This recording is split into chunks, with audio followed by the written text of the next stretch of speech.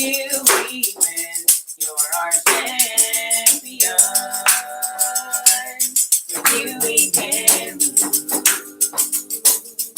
We always win. You're our champion. Oh,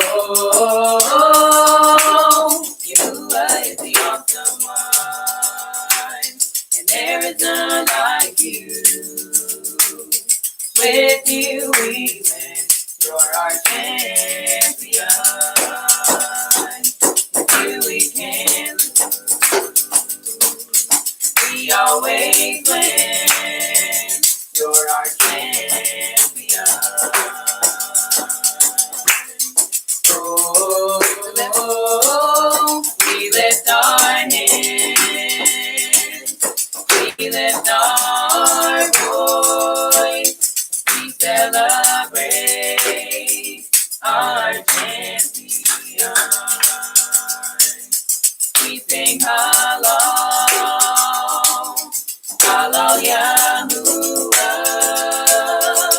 for the King who is victorious.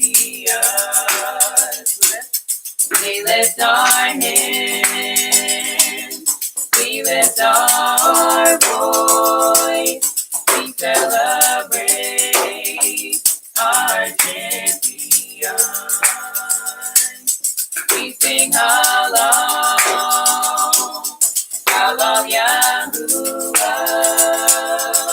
for the King who is victorious. Yahuwah is the awesome one, and there is none like you. With you we win. You're our champion. With you we can lose. We always win. You're our champion. Oh, Yahuwah is the awesome one, and there is none like you. With you we win. You're our champion. With you we can lose. We always win. You're our champion. Oh, we lift our hands.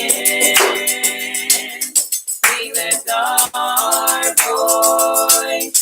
We celebrate our champion. We sing hallelujah,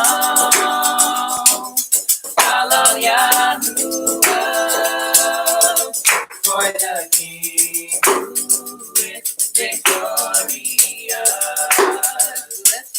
We lift our hands, we lift our voice, we celebrate our champion. We sing hallelujah,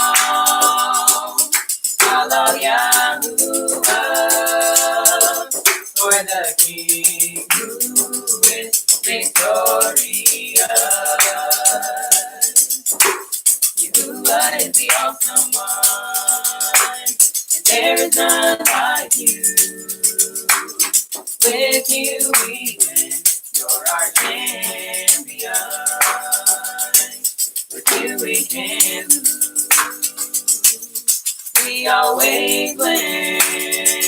You're our champion. Oh, Yahuwah is the awesome one, and there is none like you. With you we win. You're our champion. With you we can lose. We always win. You're our champion. Oh, we lift our hands, we lift our voice, we celebrate our champion. We sing halal, halal Yahuwah, for the King who is victorious. We lift our hands, we lift our voice, we celebrate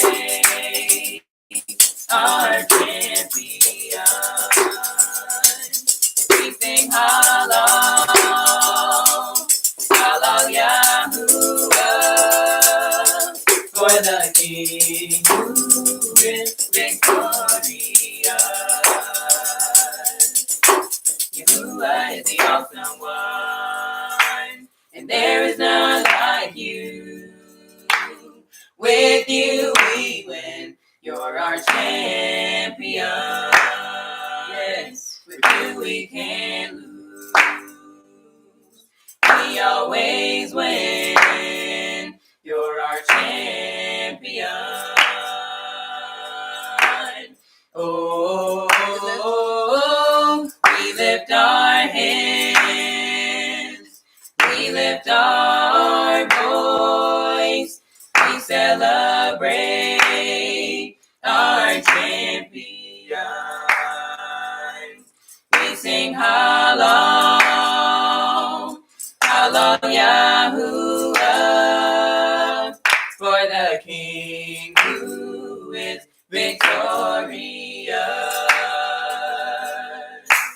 Yahuwah is the awesome one, and there is none like you.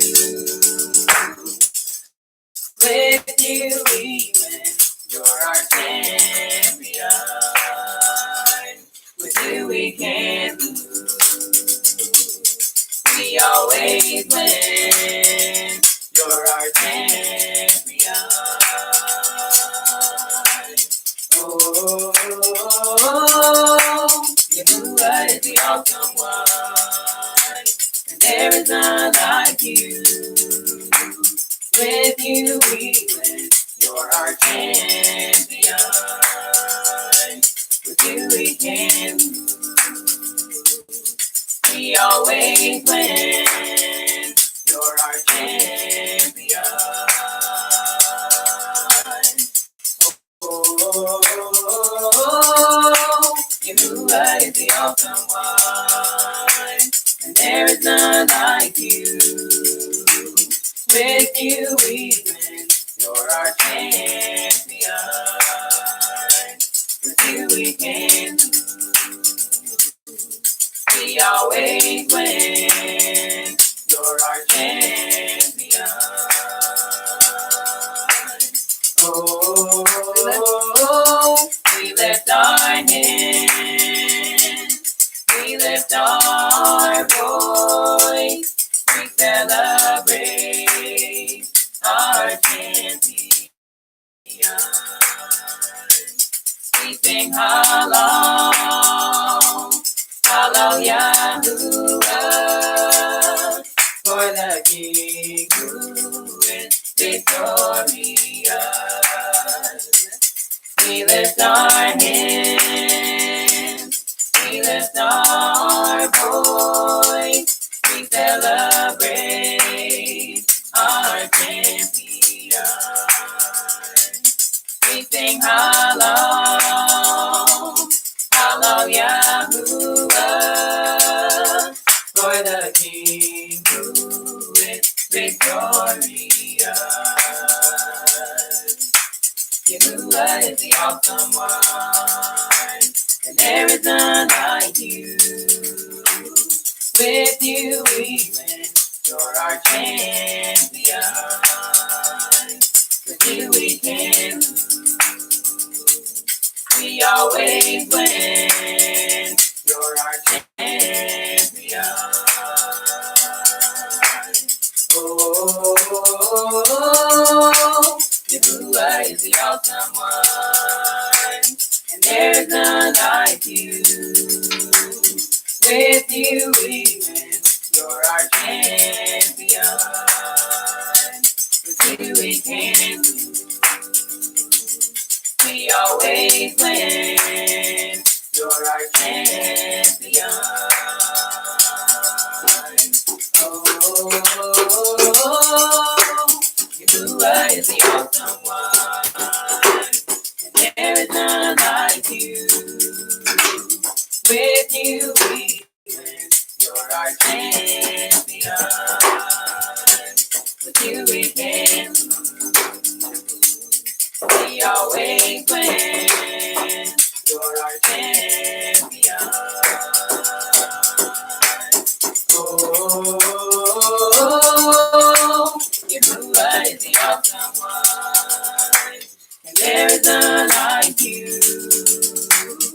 With you we win. You're our champion. With you we can lose. We always win. You're our champion. Oh,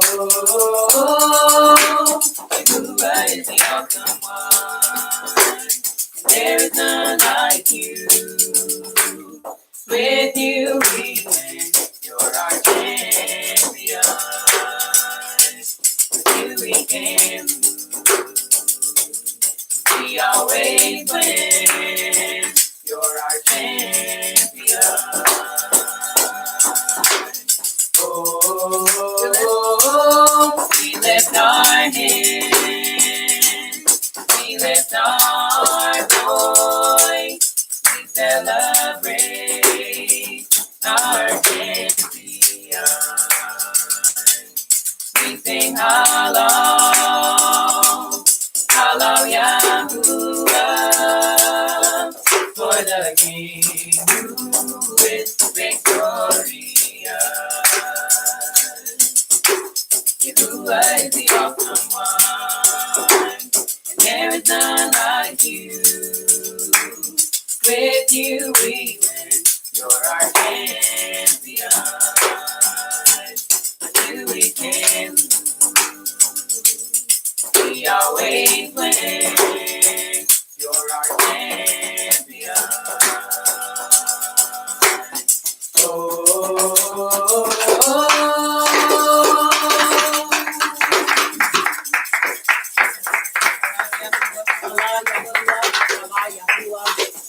Yahuwah, let's praise him, let's praise him.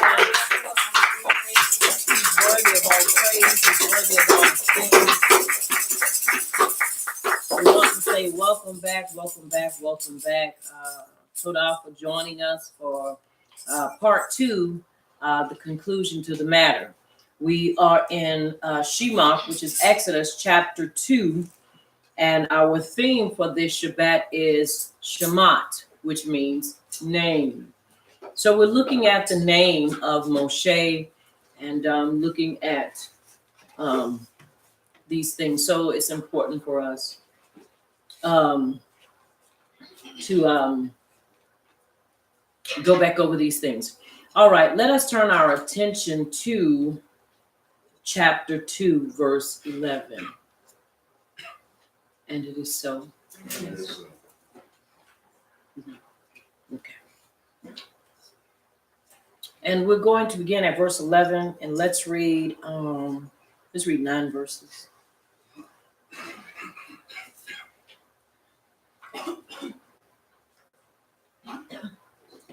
Now it came to pass in those days, when Moshe was grown, that he went out to his brethren and looked at their burdens, and when he saw a Mitzri beating an Abrahu, one of his brethren, so he looked this way and that way, and when he saw no one, he killed the Mitzri and hid him in the sand. And when he went out to the second day, behold, 2 Abrahu men were fighting. And he said to the one who did the wrong, why are you striking your companion? And he said, who made you a prince and a judge over us? Do you intend to kill me as you killed the Mitzri? And Moshe feared and said, surely this thing is known.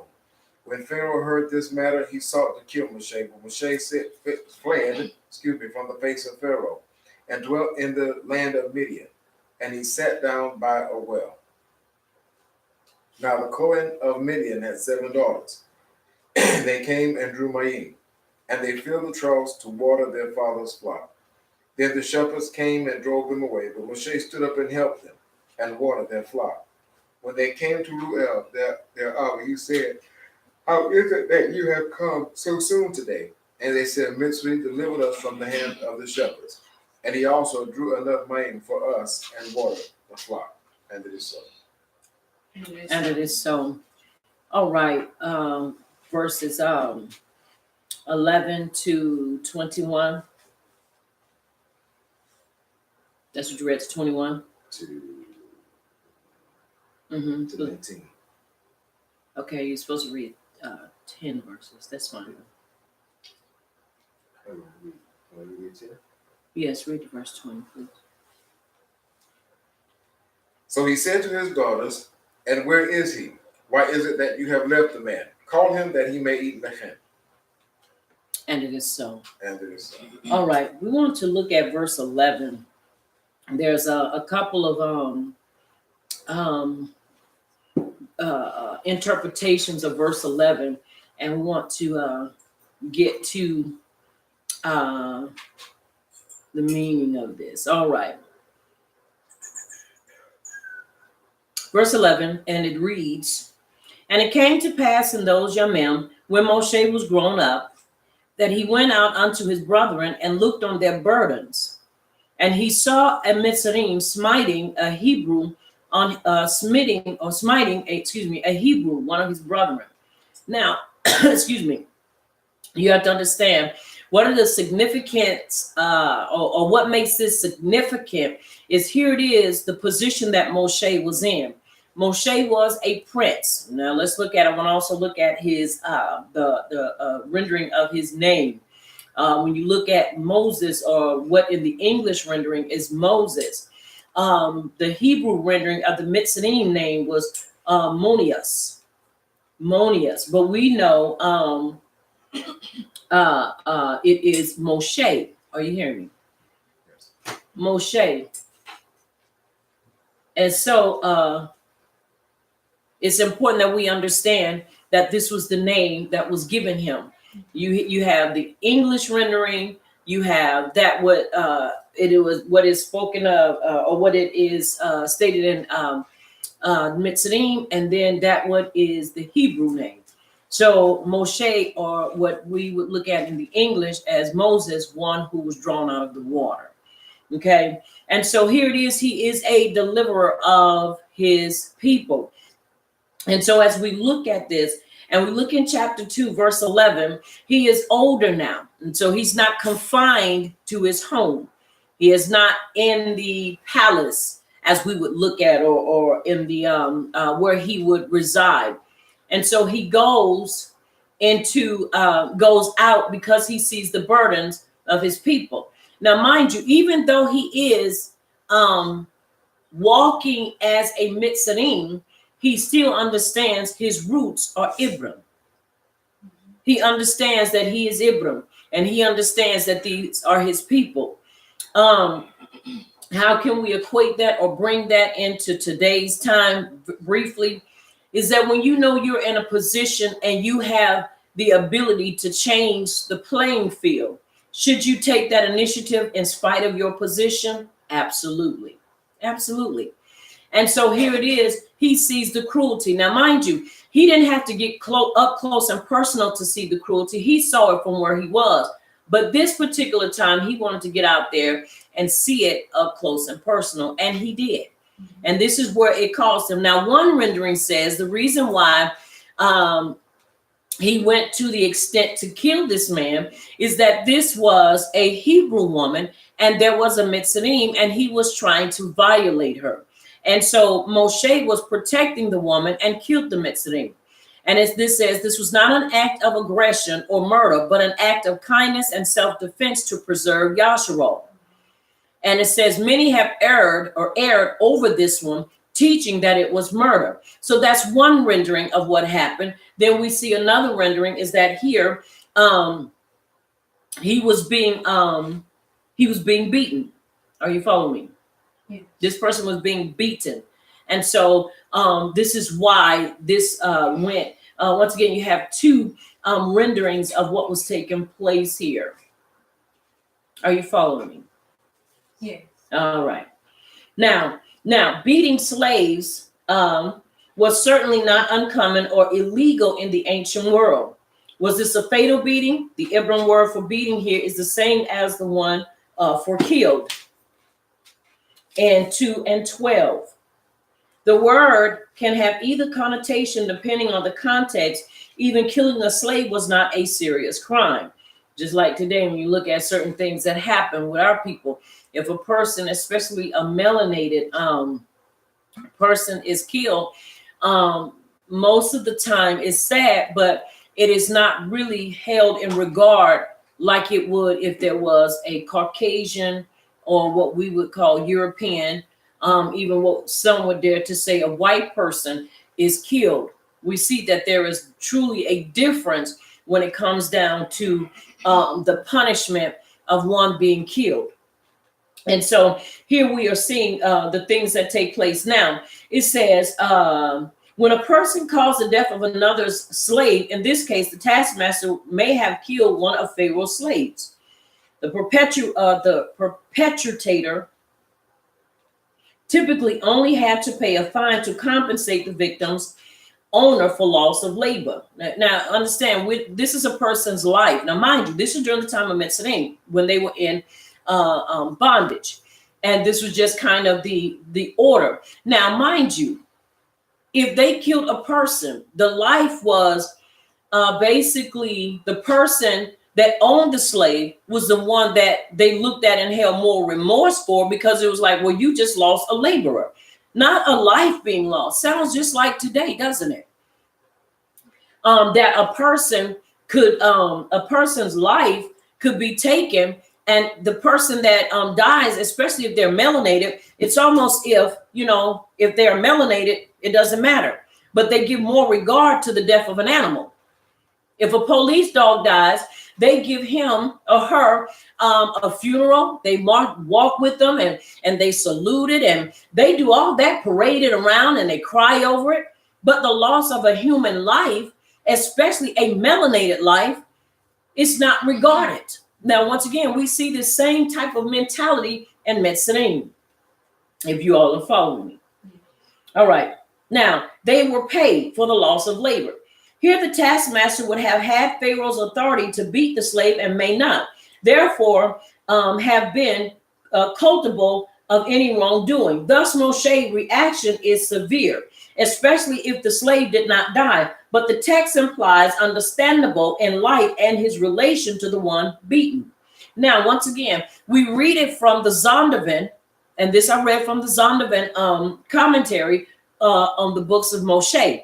I also read it from the Abrahamic covenant scrolls and what was taking place. Now, once again, when you see these different interpretations of it, we can truly honestly say without a shadow of a doubt, this is why sometimes our people can have much conflict over the verses, because of the different renderings, the different interpretations. And when we have many interpretations out there, sometimes if a person really does not understand how to do the process of elimination, then we will tend to gravitate to what the majority gravitates to. And truthfully, the majority is not always right. Are y'all following me? Yes. All right. Now, it's important that we understand that. Now, once again, as he looked on their burdens and he saw this, and he basically killed the man, he was caught up in that moment, if I could use that for a moment. Why would I say caught up in the moment? Well, you have to understand the reason this was taking place is because if you see somebody that's of your mishpachah, whether they are a distant relative, close relative, or they are a part of your tribe or your nation, and you see something happening to them, the first thing you want to do is you yourself would desire, you would believe, to get involved and try to bring about what? A remedy, or bring about some type of vengeance on the person that lost their life.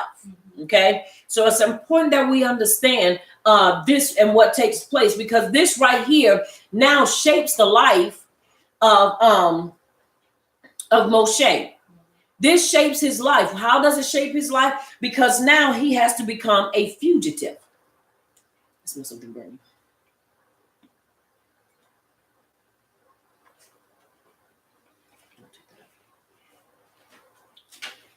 He now becomes a fugitive because he takes matters into his hand, which anybody that's worth any kind of salt, worth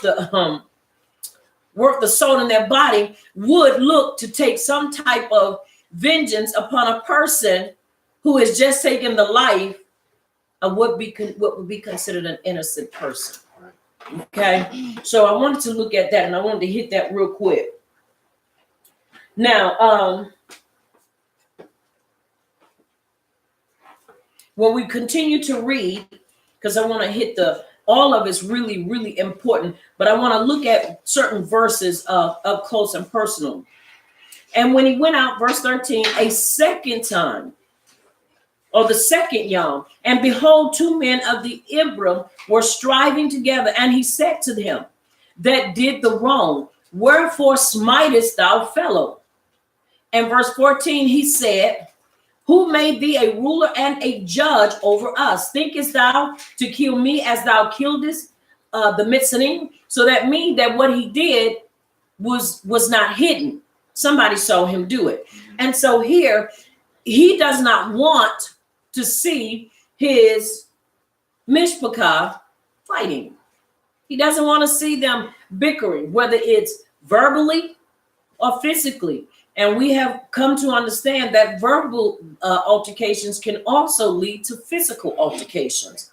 And so when you are a leader, your desire, and even if you're not a leader, if you are a person that just hogs your people, you don't want to see your people fighting. You don't want to see them bickering and fussing. You don't want to see those things because you know how bad it can turn real quick. Right.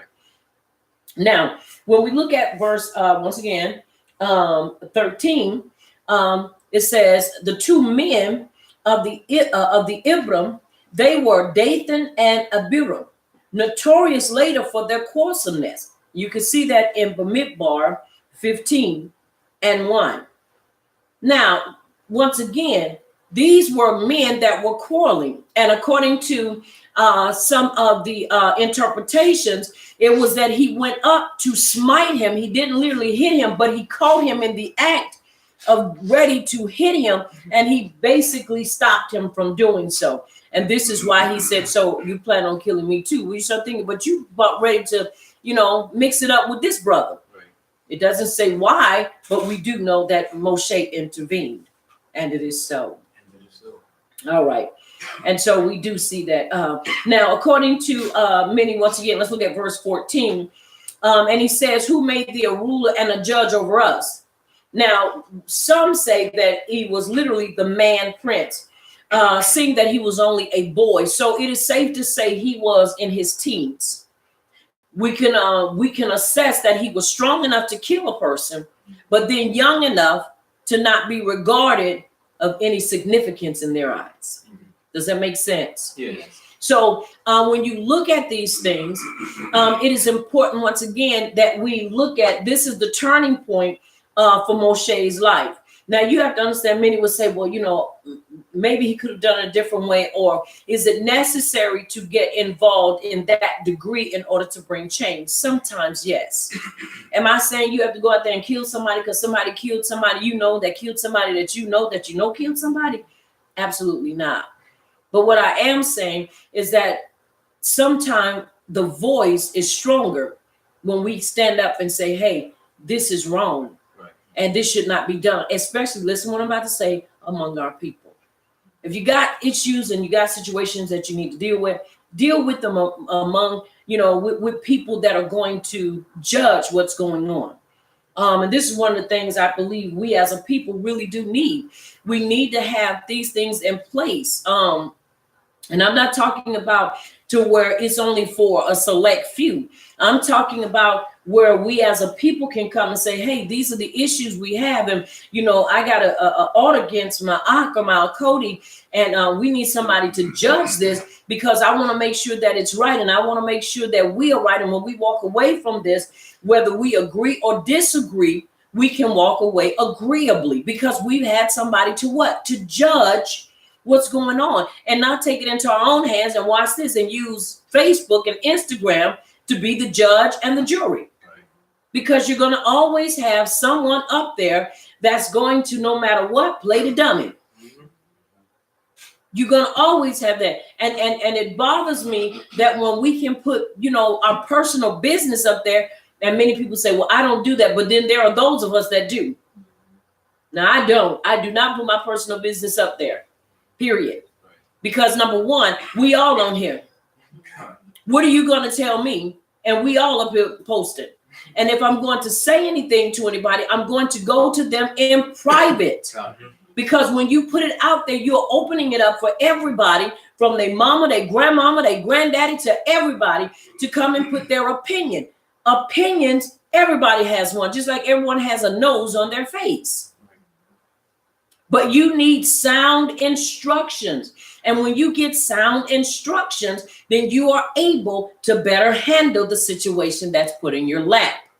Whether it is one that is full of aggression, or whether it is one where animosity is in the midst, hatred, jealousy, you need to be able to diffuse it so that in the end, you can walk away. Once again, whether you walk in agreement or you disagree agreeably, but you can walk away knowing, hey, it's done, it's squashed. Right. But you got too many people posting, and them the ones that get 400 and 500 comments, because now everybody want to be Judge Judy. Everybody want to be Joe Brown. Everybody want to be Judge Mathis. Everybody want to come up and say, well, I would do what I believe.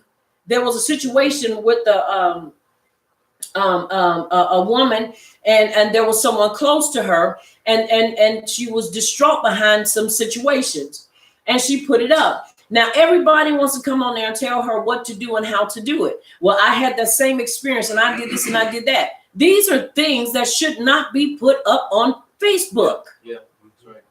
That's personal matters. And you get people in from novice to those that have walked in a situation like this, to those that don't know what the hell they're talking about, but just feel like I just need to chime in on this because this is something I need to speak on. This is important, once again, how we are able to diffuse certain things in our community. And I always hear people talk about community. I always hear people talk about these things. But when it comes down to community, the only thing we really think about, some of us, is, well, we got to have this and we got to have that. If we as a people don't have a community-minded heart, we're in trouble. Because community is not just about, once again, how much we can make, how much we can produce. If we are not producing a people that's a quality people that says, hey, I have no matter what the cost, then there's an issue. Right.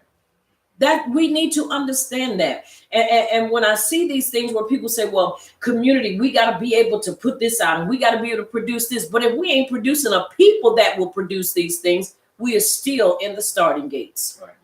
Or the starting block. So it's important that we understand people, we have to have people building skills. Because when you build a people, the people will build everything else. How do we build people? It's how we deal with one another. First and foremost, they got to have the instructions, which is not based upon religion. It is based upon our lifestyle. It's a part of us. And so we must take that seriously. If not, once again, we will find ourselves being devastated. And even the more. And it is so. It is so. All right. Now, as we continue to look, and as he went on, and they basically were angry with him and said, well, do you plan on killing us too? One thing about us that I've learned as well is that we tend to take stuff that happened, that a person has done to someone else, and say, oh, you're going to do me like that too. When you have to ask the question, did y'all not see what he did, the reason why he did what he did? Right. Or did you not care and say, well, it's not my business and it shouldn't have been your business? So once again, it's important that we understand that if someone is doing something and we know they are doing it, and it may not be what we would say we would do, still, if they come to you with correction, Be willing to receive that correction, Right. because don't judge them based upon, well, they did this because it's a fact they killed him, or he did this to him, but base it upon the reason that was done. Find out the truth to why they did what they did, and not just based upon facts that you see and you don't know what's going on in the inner conversation or the center of that. And it is so. It is so. Now Moshe was afraid of Pharaoh. He was grieved because among the people should be found such wicked men, informers, whose evil rendered Yasharel unworthy of redemption. Moshe did not slay the guilty Yasharelite, as no purpose would be served thereby, seeing that the evil had already been done. Once again, he didn't slay his own. He was basically removing this individual out of the picture, because once again, one rendering says is because he was in the process of raping, of violating a Yisraelite or a Yasharelite woman. And then we see another rendering that says something else. So once again, it is up to us to allow the Abba to speak to our hearts and give us the true reason why he killed the Mitzrayim. Are you following me? Yes. Knowing once again, he is a deliverer of the people. So if he's a deliverer of the people, that was the first thing he did, was deliver her out of the hands of the enemy. Are y'all following me? Yes. So a deliverer is going to take those kind of actions. A deliverer, a true deliverer, is going to take some type of physical action when something is being done to the person or persons that they are in or are given responsibility over. At the time, I don't believe Moshe really understood what he was doing until later, but it was in him. Are y'all following me? Yes. Once again, someone will probably say, what do we do? Do we go out and kill all these people? No, you do not. But what we do is we prepare our people that in the event something happens and we do have to rise up, right, then don't be in the back of the corner. Get up there and do what you need to do and support the ones that's leading the way. right. Because all the time, in order to hurt a person, you don't have to physically do anything to them. You start hitting people in their pockets, you could do more damage to them hitting them in their pockets than you could ever do to them physically. Because a physical wound, they can get over in days. You mess with that pocket, it takes years. Right. Hit that pocket and it will take years for them to recover. Are y'all following me? Yeah. We have to think smarter, and we have to act wiser and act smarter, and we have to use wisdom in our actions. Right. So once again, we have to elevate our thinking. Start hitting people in their pockets. Mm-hmm. You'll hurt them worse than sending them to the hospital for a broken arm. Mm-hmm. See, because when they come out, you break their legs. You know what they're gonna do? They're gonna go on vacation with the money they have. Right. Oh, they didn't do nothing to me. I needed this vacation. Hit that pocket. Hit that pocket. You start hitting them pockets, you will start seeing who's strong and who's weak. You'll start seeing who will be hollering out, I give, uncle, auntie. Hit them pockets. So we have to, once again, work smarter and not even think harder, but think even smarter and be wise in our decisions and our choices. And it is so. It is so. Now, verse 15, Pharaoh heard Dathan and Abiram denounced Moshe to him, and Moshe was handed over to the executioner. But the sword proved powerless against him. Moshe made an allusion. Now listen to this in the words, and deliver me from the sword of Pharaoh, in chapter 18 and verse 4. Dwell in the land of the Midianites. Now, this is one of the things now. He went to correct them because he ahabed them and didn't want to see them end up being enemies. And then these two dummies go and turn him over. You see, and it's bad when you want to help your own, but your own sometimes don't understand the foolishness that they put themselves in, and even you, when they think they're doing you a service and doing where they are a service by going and snitching. Are y'all following me? Yes. Now, once again, they're the ones that went and told what Moshe had done. And this is why he was at him. Now, once again, somebody will say, well, what would have been the right thing to do? The right thing to do is go on about your way. Are you following me? And listen and not cause a civil war, and at the same time turn around and look deep into what he was doing and what he's trying to convey, instead of sitting up there scrutinizing that person, or even turning around and trying to basically say, well, they think they're better. If he thought he was better, he would have walked away and never would have done anything, and let that person have their way in beating that person or even violating the Ibram woman. So either way, there was a violation taking place that needed to be answered to, and he answered it. So once again, let's use wisdom, because people want to walk all, sanctimonious and want to act like, because we got to tell it, because, we got to make sure we're right. No, you have to use wisdom. Are you following me? Yes. And these are the same ones, once again, we'll read about later on, as all they do is argue. Now, important for us to understand. Are you hearing me? Yes. All right, now I want to read this. He tried to kill Moshe. There is virtually no evidence from Mitzrayim regarding the treatment of homicide. Mitzrayim certainly had the death penalty. However, since participants in an unsuccessful coup during the reign of Ramses III, 1186 to 1155 BC, or 1155 BC, to 1186, were executed. Apparently, a minor queen and her supporters had wanted to dethrone Ramses and make her son king. In other words, the Mitzrayim justice system had no qualms about imposing the death penalty on those guilty of murder. In this case, the Mitzrayim king is interested not only in justice, but also in revenge. Since one from his own court has violated the system for enforcing his authority, Pharaoh is out to kill Moshe, not only to ensure that the latter receives his just desert, but also to make clear that violations of Pharaoh's authority will be dealt with severely. So this is why he wanted to make him an open show. Think about it. In the 60s, during the civil rights movement, the reason they did what they did was to what? Put fear in the hearts of our people to never desire a change.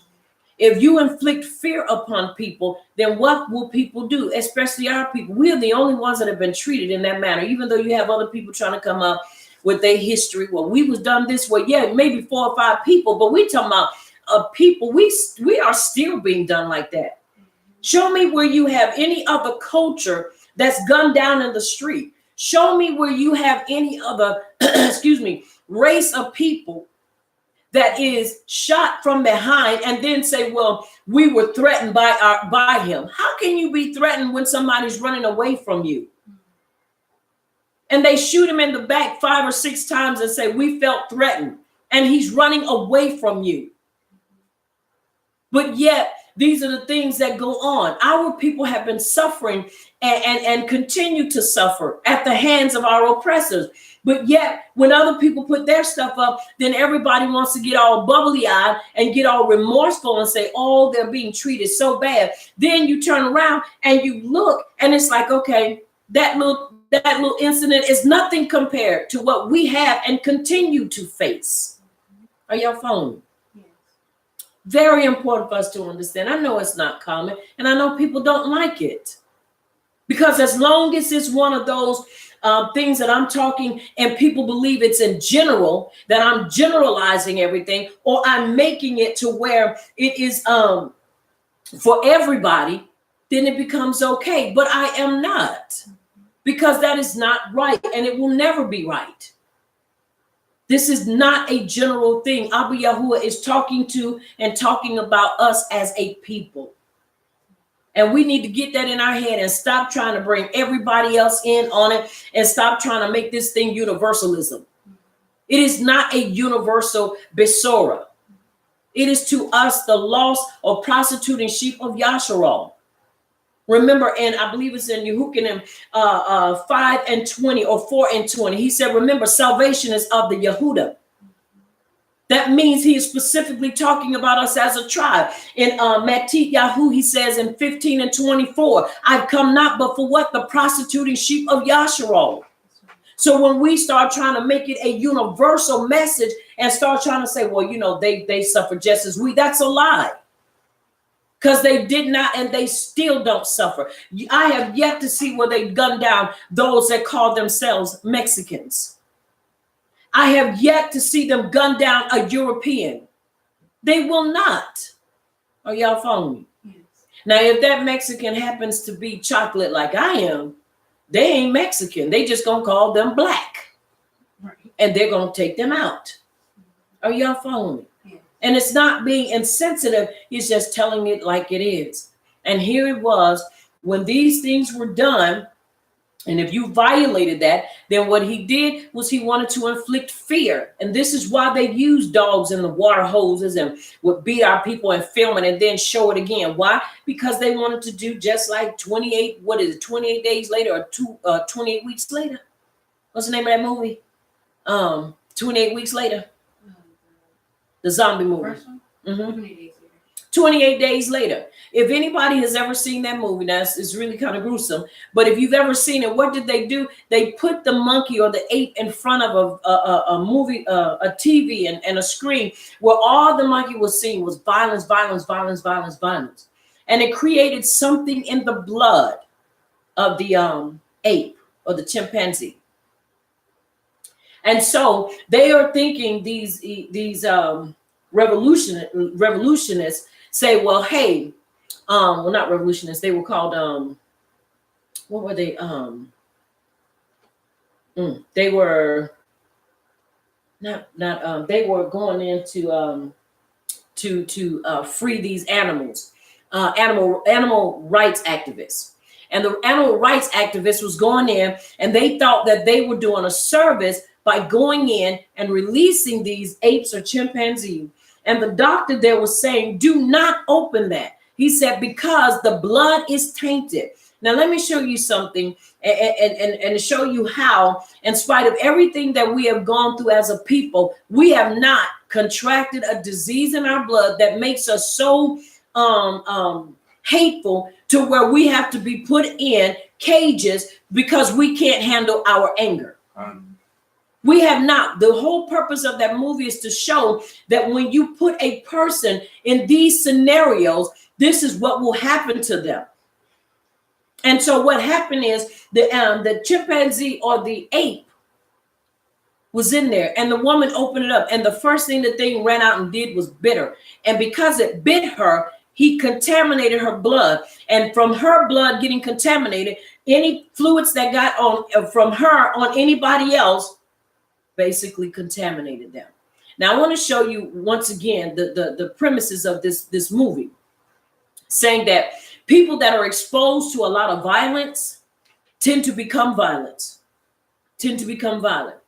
Well, I beg to differ because we are not a violent people. In spite of everything we have gone through, we are not a violent people. You don't see our people going into schools shooting up children. You don't see our people going into mosques shooting up people. You don't see our people doing that. And in spite of what we have endured, generations and generations, we still won't do it. Are y'all following me? We won't, but we will fight back. But we won't go in and kill innocent people. We won't go in and do these things. Are you following me? We don't turn around and see Caucasian or European people. And the first thing when we see them, we now trying to annihilate them. We trying to kill them because of the stuff that their ancestors have done to us. Are y'all following me with this? Yes. We have not, and we never will. But these are the same people that oppress us as a people, can turn around, strap cameras on them, can go into churches when the people are in prayer with their heads down and start opening fire and killing them as if they were the ones oppressed for years. Are you following me? Killed that one was 95 years old? In prayer. made it through the civil rights movement, made it through all this to die at the hands of a young boy while she's in church with her head down praying. Are you hearing me? So who's the real savage? Definitely not us. We're not savages. Are y'all following me? Yes. I know it's to a lot of people, they don't like it. Why? Because it exposes people that they are hot. Because that's my best friend. That's my ace coon boon. We do everything. Yeah, but let me tell you something. There's a streak in them that you may not want to admit to, but it's in them. Yeah. Now somebody said, but what about this? Yeah, I'm not saying that our people have not killed, but the times you hear is in a time of passion. You hear them killing this, that, and the other, and I'm definitely not justifying it. But show me where our people have went in and have shot up schools. Mass murder. Are y'all following me? We don't do that. Go put bombs in hospitals. We don't do stuff like that. Are you hearing me? Yes. Somebody say, well, when you become an expert, I'm not, but I do read and I do observe. Yeah. It's important that we understand these things. Are you hearing me? Yes. So the things that we see, it's not like it just started. Moshe endured these same things in his time dealing with those people. Are you following me? Yes. All right. Now, Midian, he went to Midian. The area is probably located in northwestern Arabia, just to the east of the Gulf of Aqaba. This area raises an interesting possibility when one considers that it is here where Moshe, for the first time, encounters Yahuwah. The region is referred to as the land of Shasu, referring to the Bedouin shepherds in two Mitzrayim texts found in ancient Nubia, modern Sudan. From approximately 1400 BC, these texts mention the land of Shasu. This is the form, or most likely the form, of Yahuwah, YHW, and represents a location possibly based on the Yasharites' name of Yahuwah. This may support the conclusion that some people in that region may have been worshiping Yahuwah at this time, which it says Yahweh. Are y'all following me? Yes. Well, I said Yahuwah. All right. And I'm reading this for a reason. In fact, the biblical text may be trying to depict Moshe, eventual father-in-law called a priest in 2:16, as a worshiper of Yahuwah.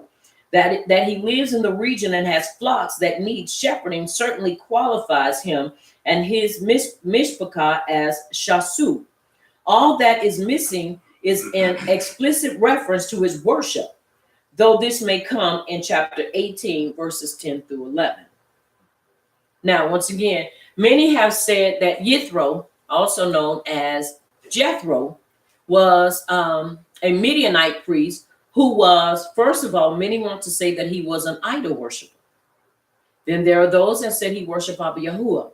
I would incline to believe that he worshiped Abba Yahuwah.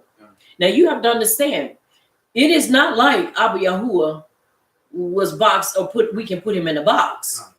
He can visit, talk to, and deal and have whoever he wants.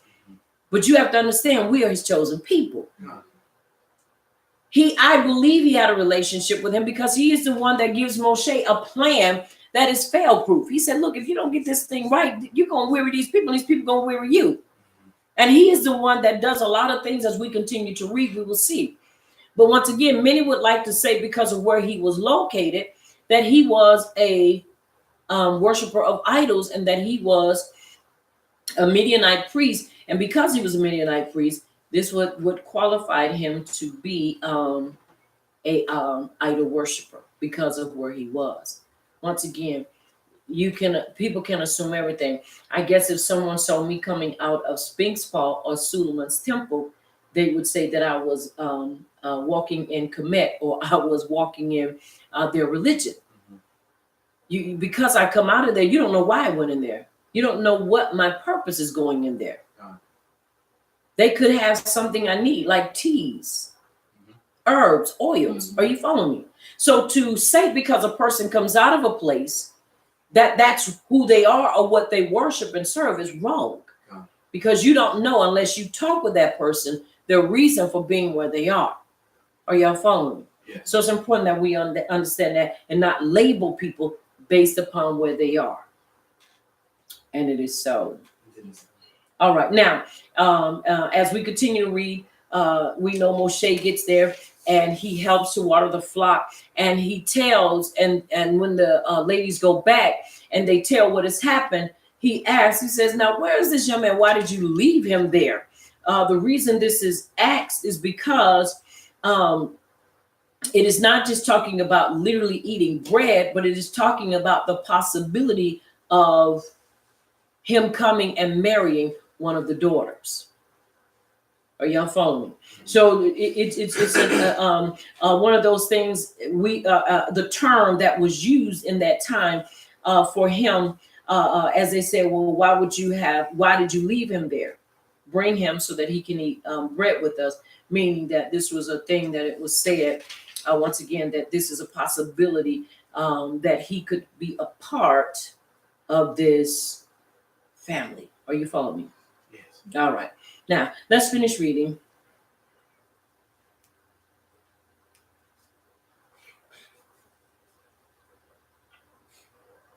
All right. We're in verse 21.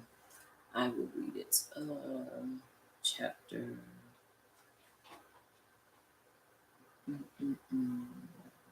So chapter 2. In chapter, we're still in chapter 2. Mm-hmm. We're in verse 21 and read all the way into chapter 3, 10 verses. Okay. Verse 21, and it reads, and Moshe agreed to dwell with the man, and he gave Zipporah his daughter to Moshe. And she bore him a son, and he called his name Gereshom, for he said, I have become a sojourner in a foreign land. And it came to be after these many days that the sovereign of Mizraim passed away. And the children of Yasharal groaned because of the slavery, and they cried out. And their cry came up to Yahuwah because of the slavery. And Yahuwah heard their groaning, and Yahuwah remembered his covenant with Abraham, with Isaac, and with Yaakov. And power looked down on the children of Yasharal, and he knew them. Chapter 3, verse 1. And Moshe was shepherding the flock of Jethro, his father-in-law, the priest of Midian.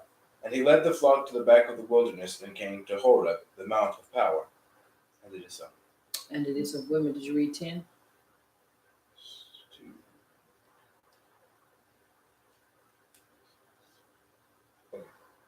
Verse 2. Verse 2. And the messenger of Yahuwah appeared to him in a flame of fire from the midst of a bush. And he looked and saw the bush burning with fire, but the bush was not consumed. And Moshe said, let me turn aside now and see this great sight, why the bush does not burn. And Yahuwah saw that he turned aside to see. And Yahuwah power called to him from the midst of the bush and said, Moshe, Moshe. And he said, here I am. And it is so. And it is so. All right. Now, chapter 3. Now, we see between chapter 2 and chapter 3, we see now Moshe has gotten locked in, and now he has a responsibility, and he is tending to the flock of Jethro, his father-in-law, the Kohen priest of Midian. Once again, we began to see lifestyle, and we began to see change. Are you following? We began to see him getting, I won't say locked in, but he's in now, and he's ish, and he's living there.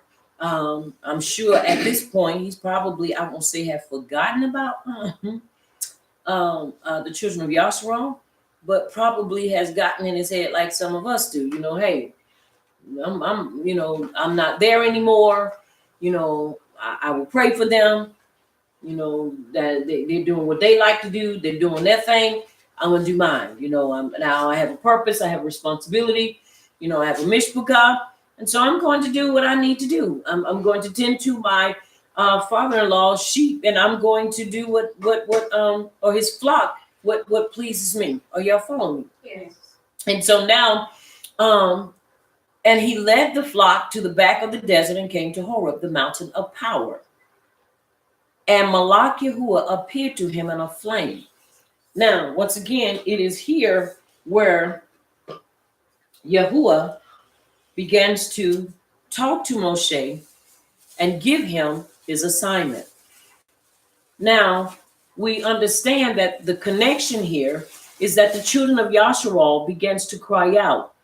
According to some theologians, it was not their prayer, but it was the agony of their cry and the harshness of what they were dealing with. Because mind you, he is no longer there. And because he's no longer there, we can go by what was already taking place. And now it has heightened and it has gotten worse. Instead of it being better, it's worse.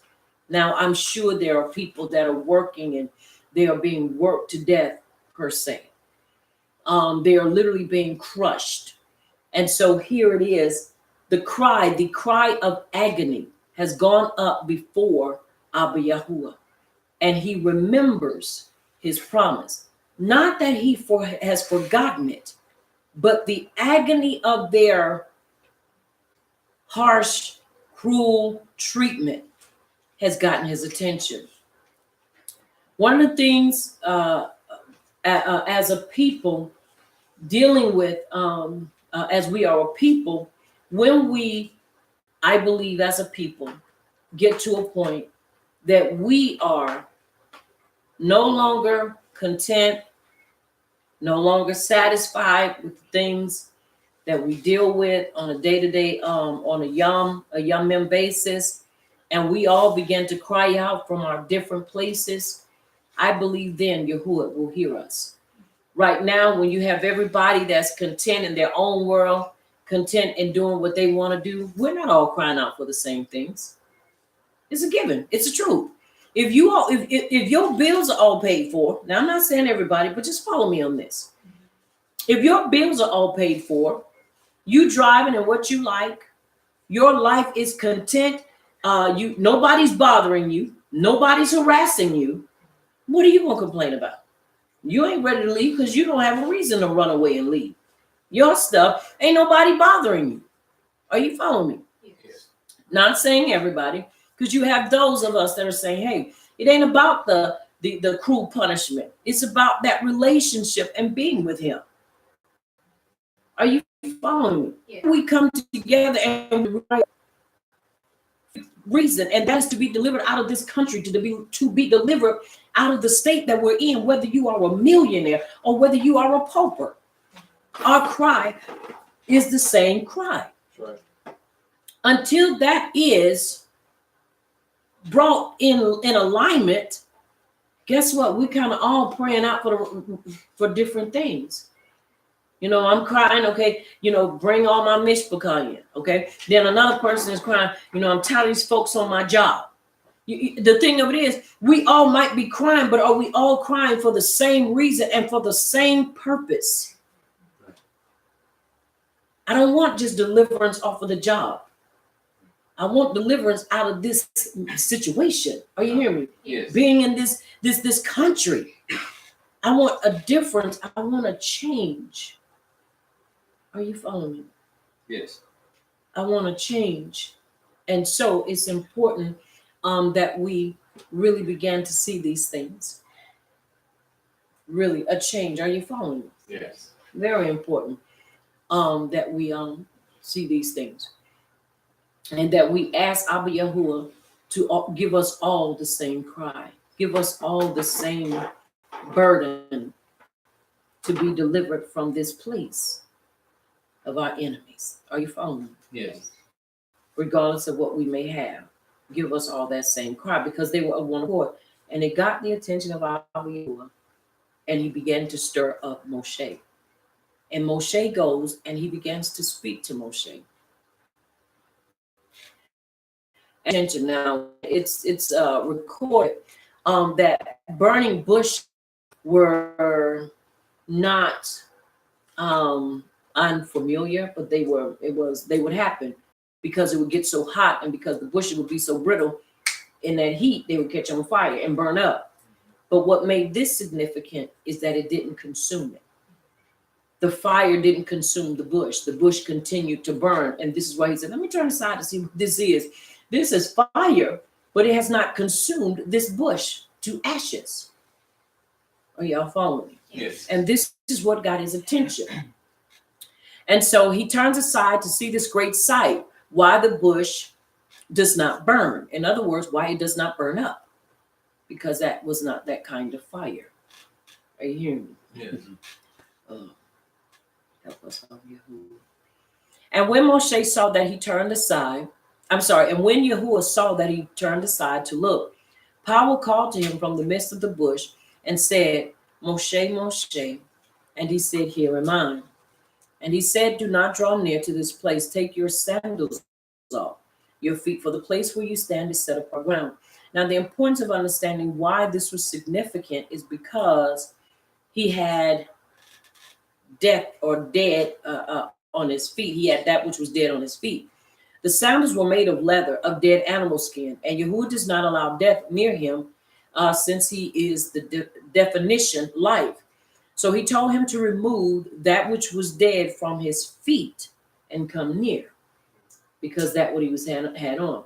Now the question will be asked, because I've asked this question myself: do we or should we wear dead animals on ourselves? Now they have to go in, and then you start looking at fur coats and all that kind of great stuff, and and blue fox and all them type of nice flow length when it's freezing cold. But to ask the question if he, and we know he is life, not if because it's conditional, but because he is life, do we wear dead animals on ourselves? Are y'all following me? And then try to be in his presence. If it was a no-go then, I believe it. We shouldn't either do it here either, because I'm sure it's by which we can do what we need to do without having to put dead animals on our bodies. Are you following me? Yes. Now, once again, that is just something that I put out there. Are you following me? Because he has not told me to take anything off. Are you following me? Because I have not worn a leather coat or anything like that in his presence. Do y'all follow me? So I'm not going to create a doctrine or something that he told to Moshe and try to put that on everybody else. Are you following me? Yes. Because it could possibly be a rule, not a rule, but an exception and not a rule. And so it's important before we make claims, and I would never make a claim like that. Once again, it's just a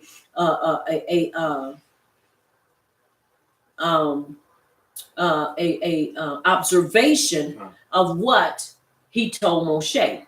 One of the things we should never do is to make a rule out of something that was put on somebody else's life. Are you following me? Because he never told anybody else that. He just told Moshe that. So once again, just a question that was put out there, not for debate or for strife or for people to get in and be argued, but just something to think about. Why? Because many times we come across questions like this and people ask the question, can we wear fur coats? Can we wear leathers? Can we wear these things if it was told to Moshe? Once again, he told Moshe that. He didn't tell anybody else that. And you have to understand the common shoe that they wore was a leather shoe in that time. I believe even Yahush wore leather, what? Sandals. If he didn't, what other material did they use? I'm sure there was other synthetic material. I'm sure there was. But we can never go, once again, and try to doctrinalize that which was given to one person and try to make it the rule for everybody else. Do y'all follow me? Yes. Okay, so once again, I just want to put that out there. Now, once again, he told him to take those off of his feet. And so whenever you're using the term twice, it implies a thing is of great importance.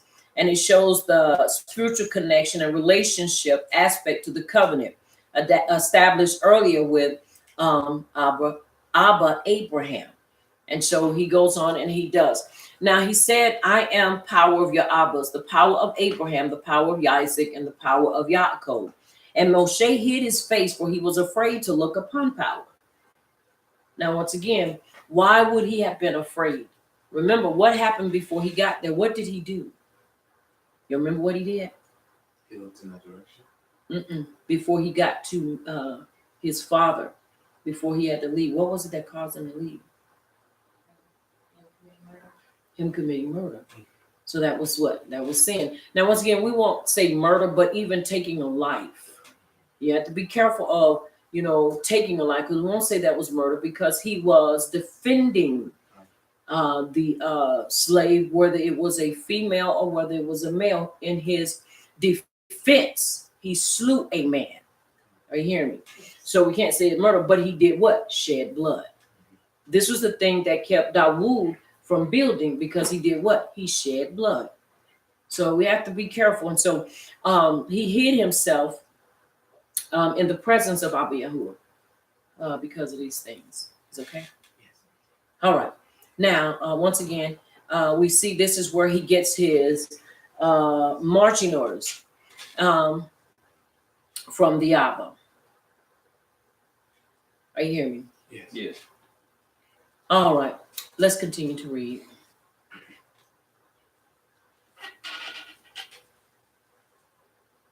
And he said, Draw not here, put off thy shoes from off thy feet, for the place wherein you stand is set apart ground. Moreover, he said, I am Yahuwah of thy Abba, and Yahuwah of Abraham, and Yahuwah of Isaac, and Yahuwah of Yaakov. And Moshe hid his face, for he was afraid to look upon Yahuwah. And Power said, I have surely seen the affliction of my people which are in Mizraim, and have heard their cry, by reason of their taskmasters, for I know their sorrows. And I am come down to deliver them out of the hand of the Mizraimites, and to bring them out of that land, unto a great land and unto a land flowing with milk and honey, unto the place of the Canaanites, and the Hittites, and the Amorites, and the Perizzites, and the Hivites, and the Jebusites. Now therefore, behold, the cry of the children of Yasharal is come unto me, and I have also seen the oppression, wherewith the Mitzrayim oppressed them.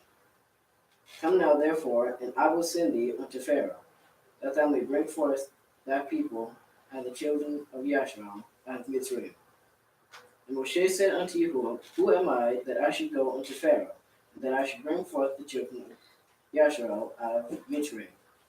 And he said, Certainly, I will be with thee, and they shall be a token unto thee, and I have sent thee. When thou hast brought forth the people out of Mizraim, you shall serve Yahuwah upon his mountain.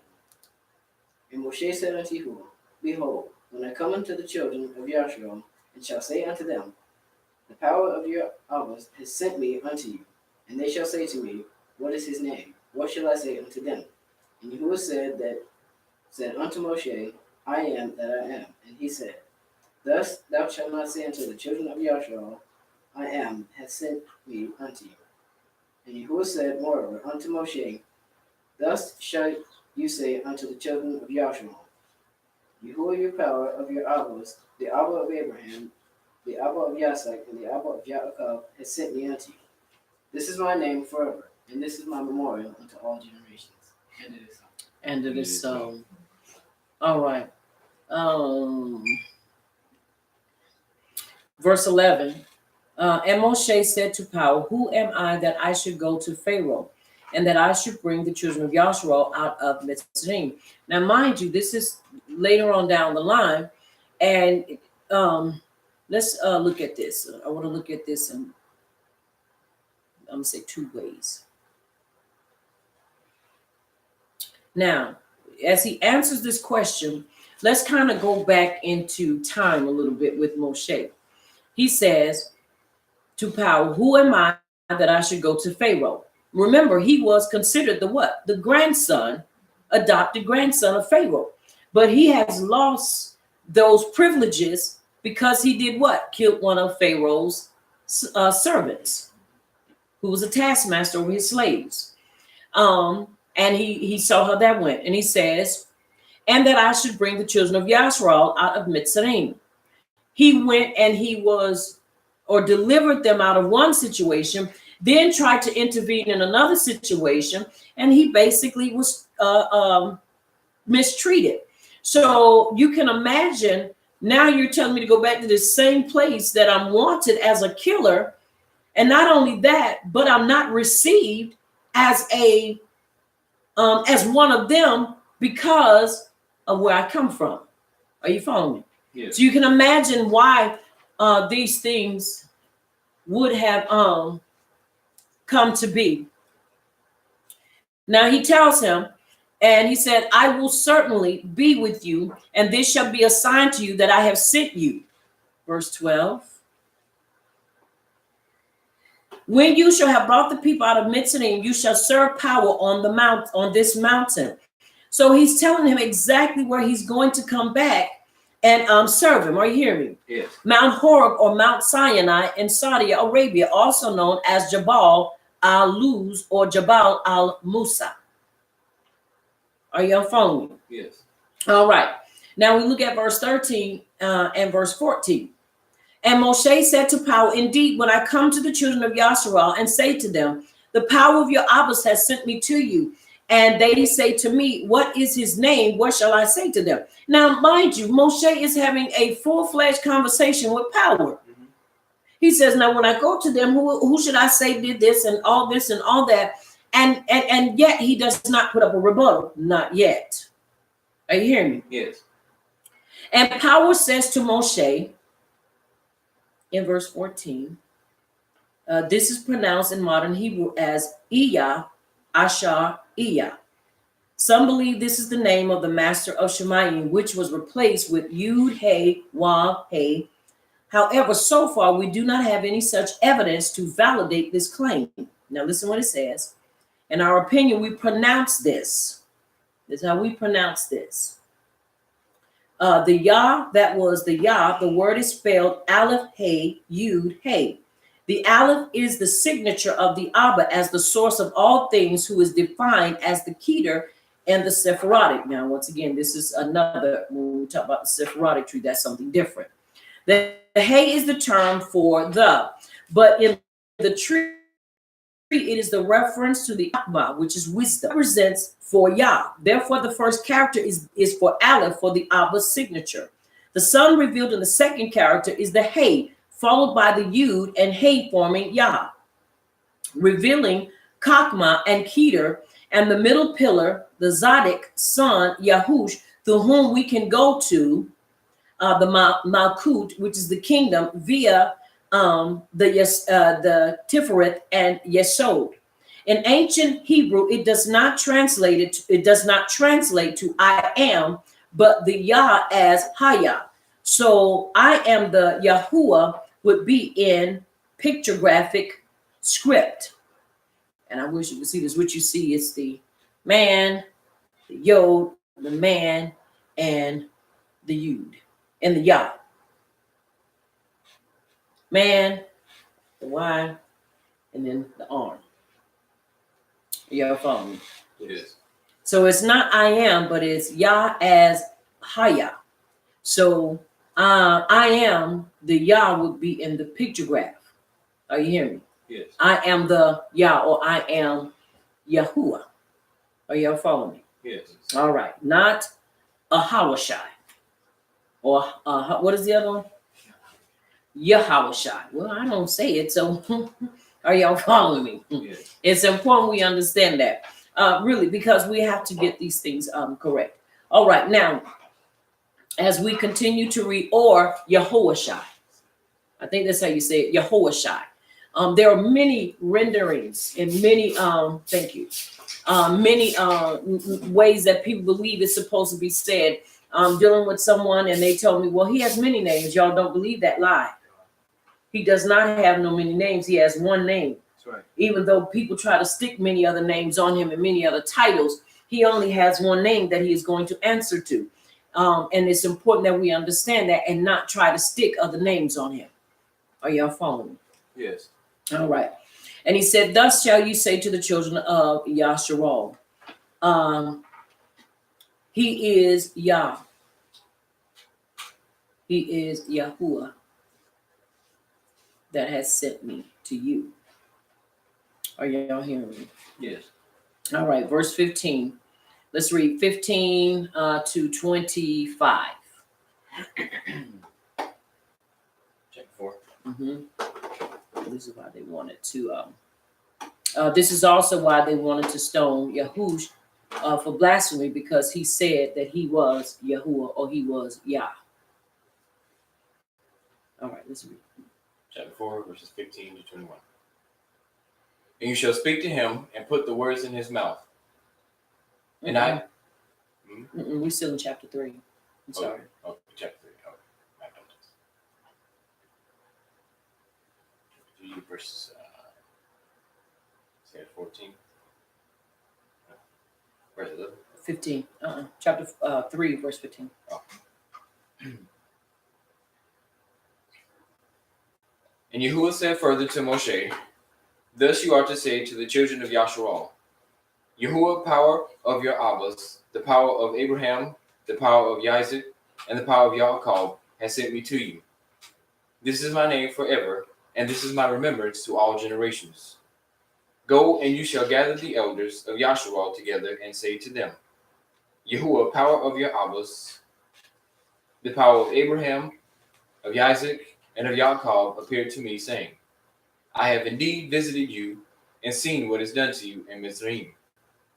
And I say, I am bringing you up out of the affliction of Mizraim to the land of the Canaanite, and the Hittite, and the Amorite, and the Perizzite, and the Hivite, and the Jebusite, to a land flowing with milk and honey. Verse 18. And they shall listen to your voice, and you shall come, you and the elders of Yasharal, to the sovereign of Mizraim, and you shall say to him, Yahuwah, power of the Ibram, has met with us. And now, please let us go 3 days' journey into the wilderness to slaughter to Yahuwah our power. Verse 19. But I know that the sovereign of Mizraim is not going to let you go, not even by a strong hand. And I shall stretch out my hand and smite Mizraim with all my wonders, which I shall do in its midst. And after that he shall let you go. Verse 21. And I shall give this people favor in the eyes of the Mizrahites. And it shall be that when you go, you shall not go empty-handed. And it is so. And it is so. Now, once again, the important that we hit verse 15. And moreover, power said to Moshe, thus shall you say to the children of Yasharal, Yahuwah of your Abbas, the power of Abraham, the power of Isaac, the power of Yaakov has sent me to you. This is my name forever, and this is my memorial to all generations. Now, once again, this is very important for us to look at and take a few moments to indulge in. And the reason being is because you have many out there, especially when you look at the Ashkenazi and the Khazars and those that are different ones and different movements, where they'll put the G/D, and where they will use other names, or they will say that, nobody knows his name, and we really don't know. You see people arguing over, well, we don't know his name and all this, and you start thinking, but what are you saying? So now they tend to say, well, we should use, God, or we should use something else. But when he says to tell them, and that his name would be a remembrance unto all generations, he wasn't schizophrenic when he said that. And he didn't say that to him or to tell him for that, to make it a secret. Right. Now it says there is a missing wa in the word olam, forever. Some ancient rabbis, listen to this, translate this word to an alternative reading as alim, meaning to conceal or to hide. But then it would not make sense for the next statement, which says it is a remembrance to all generations. So why conceal it and then say it's a remembrance to all generations? Once again, because of misinterpretation. So if the name was to be concealed, it cannot be a remembrance. However, it can mean concealed under certain circumstances in order to protect the name, which is also important because we must protect the sacred name and not use it in various states, such as ritually unclean ones, and also must not throw it around like a magic formula and defiling it. There are ways to protect it. Are y'all hearing me? Yes. Remember, he tells us to guard it.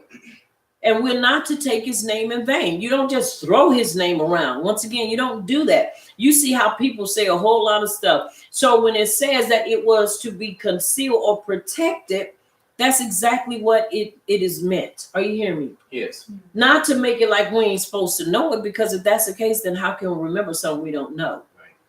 Right. Now, once again, how can the name be a memorial to all descendants if it was, I was, as wrongly thought? This is why this statement would make no sense if the name revealed was not Yahuwah. Are you hearing me? Yes. It's important that we understand that. We can't. That's why, once again, even people that do studying on their own, I'm not against studying on your own, because I believe you ought to take that time. But I believe that also it comes a time that when you're in a time of studying, that you make sure that if you read something and it seems like it's saying one thing and you haven't heard anybody say that, then you go and ask somebody. Don't just assume you got a new revelation, because this is what a lot of people do. They believe that they get a revelation from the Abba because they've read it. I've heard so many people say, I was in reading and you know what I found out? Look what I saw. Look what was revealed to me. So I'm thinking, no, before you start making that a doctrine and before you start saying this is what he has given you, stop for a moment. Take a Selah and really pray about that thing and ask yourself, and then ask someone else that may be more knowledgeable about these things, instead of running out there saying something different. Are y'all following me? Yes. This is how so many times so much stuff is misconstrued and so much stuff is erroneously passed. Because one person gets something in their head and say, well, this is what it means and this is how it's supposed to be. Now, next thing you know, you got 4 or 5 other people that are following up behind that same thing, which is wrong. Right. It's really wrong. So once again, I encourage you to study on your own. But in your studying on your own, make sure that if you come across something and you're really not sure about it, ask somebody. Ask somebody. Just don't take it and say, hey, this is a new revelation, or this is something he revealed to me. Now, understand, I'm not saying that he does not reveal his word to us, but there are some things and a lot of things that people take out of context. Right. They do. They take out of context. So it's important that we be careful of those things. Are you hearing me? Yes. Now he goes on to say to them in verse 18, he says, and they will heed your voice, and you shall come, and the elders of Yasharal to the king of Mitzrayim, and you shall say to him, Yahuwah power of the Abruz has met with us, and now please let us go 3 Yamim's journey into the wilderness, that we may sacrifice to Yahuwah our power. Now, once again, you got to remember, this is something new, because this was never asked of them before. Right. Now they're in bondage. So here you come with this new request. It's going to look crazy. Are you following? Yes. It's going to look out of order. But he says, but I know that the king of Mitzrayim will not let you go. No, not even by a mighty hand. So I will stretch out my hand. Now, Yahuwah is already telling me, I know he's not going to let you. I know he's not going to let them go. Right. Because remember now, this is the same. This is the same characteristic that, has followed the pharaohs. Are you following me? After the death of who? Joseph. This is the same mentality. We're not going to let them go. We're going to make sure they die. We're going to do everything we can to crush them, to kill them. This is our goal. This is what we're going to do. Are you following me? Yes. And this is what he literally did. And this is why they began to cry in anguish to the Abba, because of the harshness that they were experiencing. Now he said in verse 21, and I will give this people esteem in the sight of the Mitzrayim.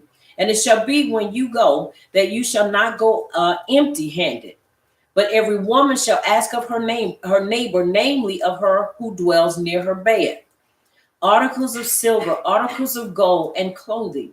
And you shall put them on your sons and on your daughters, and you shall plunder the Mitzrayim.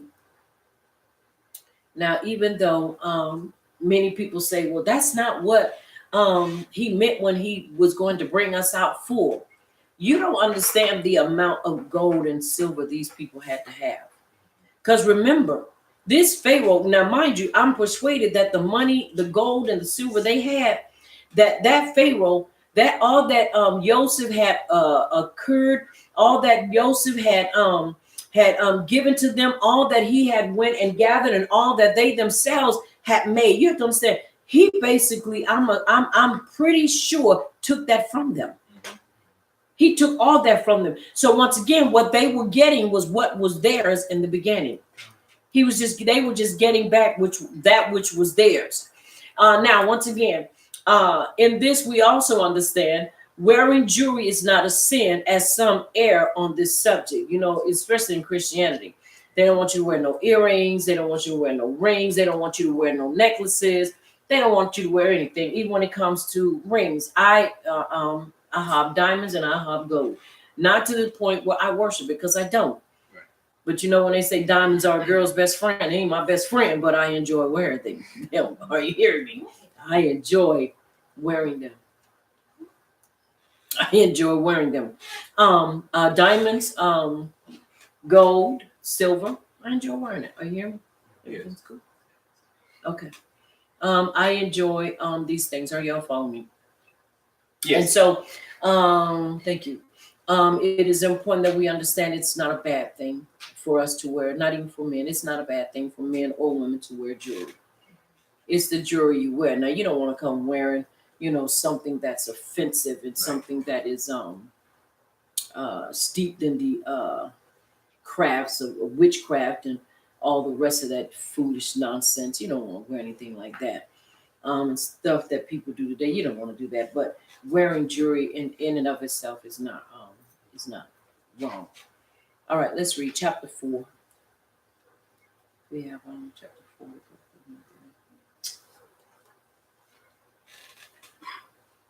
Then Moshe answered and said, "But suppose they will not believe me or listen to my voice. Suppose they say, Yahuwah has not appeared to you." So Yahuwah said to him, "What is that in your hand?" And he said, "A rod." And he said, "Cast it on the ground." So he cast it on the ground, and it became a serpent. And Moshe fled from it. You can imagine. He got up and moved. Excuse me. Then Yahuwah said to Moshe, "Reach out your hand and take it by the tail." And he reached out his hand and caught it. And it became a rod in his hand, that they may believe that Yahuwah power of your Abbas, the power of Abraham, the power of Isaac, and the power of Yaakov, has appeared to you.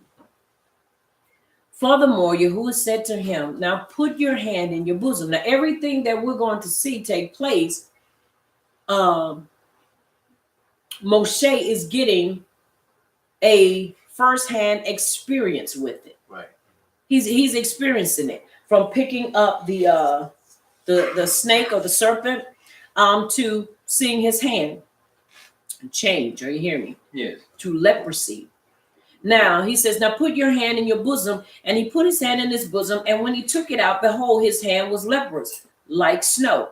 Now, anybody that understands, and even though they're always trying to depict us as a people that are non-melanated, when you look at a person that's melanated, and you say, "Put your hand in your clothes and pull it out," and it becomes white as snow, you can understand that that person is going to see the immediate change at that moment. Because when you start talking about snow and you start talking about melanated, chocolate covered skin, you're going to be able to tell. A European person put their hand in their clothes and pull it out, it's going to come out looking the same. Right. Lepers, look, it's going to look like they have leprosy. Are y'all following me? Yes. It is. And isn't it amazing that when you see people that have the splotches on them, they have the dark color, and then they have the what they call like the cow patches, that cheese spots and the where there's splotches on them. Many people have said that is a form of leprosy, because it changes the skin and it changes it in different forms. all over their body, because their body is inconsistent with color. Here it's white, it's brown, and so forth. But the thing of it is to show that he was melanated. When he pulled his hand out, it came out as snow. Are y'all following? Yes. Once again, and it says, obviously Moshe was not Caucasian as depicted in the famous movie The Ten Commandments. Otherwise, his hand turning white would make no sense. And he was olive skin. And when we say olive, you have to understand, we ain't talking green, we talking about that Yapa black. Now that's black. Are you hearing me? Yes. Has that gorgeous, shiny, black, but we know we're not black. But when we come to talking, we look at that as ebony, that ebony color, that chocolate color. Are you following me? Yes. But we do know he was not. And if you ever look at that movie, you never see him put his hand in his shirt, because it never talks about leprosy. That's one of the things when you watch it, and back in the day when we was in Christianity, and even before we got into Christianity, we watched the movies thinking we was doing something, thinking, oh, we saw a religious movie. And it's just a big old lie. Are y'all following me? Yes. All right. But he tells him, now he takes him through all of these steps. Verse 7, and he said, put your hand in your bosom again. And he put his hand in his bosom again, and it drew it, excuse me, drew it back out. And behold, it was restored like his other flesh, meaning it had went back to its original color. Are y'all following? Yes. Verse 8, then it will be, if they do not believe you, nor heed the message of the first sign, that they may believe the message of the latter sign. And it shall be, if they do not believe even these two signs, or listen to your voice, that you shall take mayim from the river and pour it on the dry ground, and the mayim which you take from the river will become blood on the dry land. Then Moshe said to power, Adan Yah, or Adan Yah, I am not eloquent, neither before nor since you have spoken to your servant, but I am slow of speech and slow of tongue. Now, many times people have put into, and this is also a false misconception, that Moshe had a stuttering problem. He did not have a stuttering problem. Once again, that was put into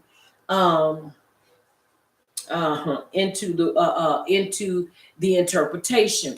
If you read in once again, I think it's in Yasher, you will see that there were many things that were said that Moshe, when he was younger, he had he was in the presence of Pharaoh, and he had done something wrong. And basically, they had said that he had stole. They wanted to see if he could tell the difference between gold and excuse me, and hot coals. And so when he got ready to put his hand towards the gold, that the angel, the malak, pushed his hand to take the coal, which was burning like gold, and he went to touch it, and it was so hot that when he took his hand off and stuck it in his mouth, it burned his tongue and caused his tongue to swell, which gave him a speech impediment, which caused him to speak with a fat tongue, which caused him to stutter. That is not in the original writings. Are y'all following me? Yes. Listen to what he just said here. He said, I am not eloquent, neither before nor neither I am not eloquent, neither before nor since you have spoken to your servant. In other words, he's saying to him, you want me to stand before Pharaoh, a great king. Now, mind you, Pharaoh is well versed. He is a man of words. He is a man of authority. He is a man of great speech. Right. You don't go and talk to a person and your vocabulary is at 25-cent words. Really, there are some people that you just don't put in the presence of people that are dignitaries and people that are people of notoriety. Are y'all following me? Yes. Now, understand, I'm not putting anybody on a pedestal, but what I am saying, if you're trying to do business, you want to talk with people that understands the language. Somebody pull out a big word and you don't understand, you're going to be sitting up there looking really foolish and silly. Right. Because you don't understand the language. Business has a language. Science has a language. These fields have languages. And so when you are talking to people, and once again, you have to understand Pharaoh was a mighty man, and he didn't just deal with the people in Mitzrayim. You got to understand, he dealt with people all around. Right. So you have to have some type of speech to talk with people. Are you hearing me? Yes. And I'm not saying when you talk to people, you got to throw out $25 and $50 words, but I am saying you have to be able to convey your desire to people and your ideas and your thoughts. And if you can't do that, many times people will take you as not being serious because you can't do so. Are you following me? Yes. So this is why, once again, it's important that we understand why he was saying what he was saying, because he said, look, I don't know how to do this. Because remember, he left real early. So he wasn't practicing like he was. Are you hearing me? Yes. He wasn't practicing talking. So he didn't do those things. So once again, support. Now listen, what else he said. Neither before nor since you have spoken to your servant. He's telling me, he said, even in this time that we're communicating, nothing has changed. I'm still the same person. You know, we say people are country. We say people are, people that are, how we put it? I don't want to say plain, but there are some of us that we just talk from where we are. Right. Are you hearing me? Yes. We don't have the thesaurus going on. We don't have that dictionary language going on. We know how to convey our thoughts, but there are those that can get in the presence of dignitaries and people that are of the higher echelon and speak and say different things to them, and you're able to do, or you're able to convey your message. And watch this. And when they are conveying a message to you, you understand it, and you're not sitting there saying, "Can you speak to me?" And like a child. You hear me? Can you speak to me like I'm 3? Because those just went way over my head. So, and understand something, it's nothing wrong with that, because everybody is not in there. Because I would not say I was in that place. Are you following me? Yes. I can convey my thoughts, and I can grab my words when they don't run away from me. I have to pull them back to me. Come on back here so I can speak to, so I can use you. But it's important for us to understand there are those that can do it better. And Moshe was saying that he was not that man. He said, I can't do this. Are you hearing me? Yes. Now, he says, but I am slow of speech and slow of tongue. In other words, he is one that takes time to answer. Are you hearing me? You could talk with people, and if you're talking and it's business, most of the time, business folk want you to speak right there, right there, right there, right there, right there. We got transaction going on. We got business going on. I need you to speak right now. I need you to tell me what's on your heart. It's a conversation. It's just like you're on you're on I-20, and you have to understand that the lowest you can drive on the speed limit on I-20, the lowest is 45. I think it's 45. Yeah, and you stay in the right lane. Everybody else, even though the speed limit is 65, is going 75 and 80. So you're trying to keep up with the flow, and so he's saying, I'm not that man to keep up with the flow with Pharaoh. Hey, that rhymes. Are you hearing me? I'm not that person. Are you following me? Yes. And listen what Abba Yahuwah says to him. And Yahuwah said to him, who has made man's mouth, or who makes the mute, the deaf, the seeing, or the blind? Have not I Yahuwah? He's telling him, you talking to me. I created your mouth. I created you. Are you following me? Yes. And so it's important that we understand that Yahuwah is building confidence, but he's also in a mild way rebuking him. Now, therefore, go, and I will be with your mouth and teach you what you shall say. Are you hearing me? He didn't say, I'm going to open your mouth so you can form, and I'm going to show you what to say.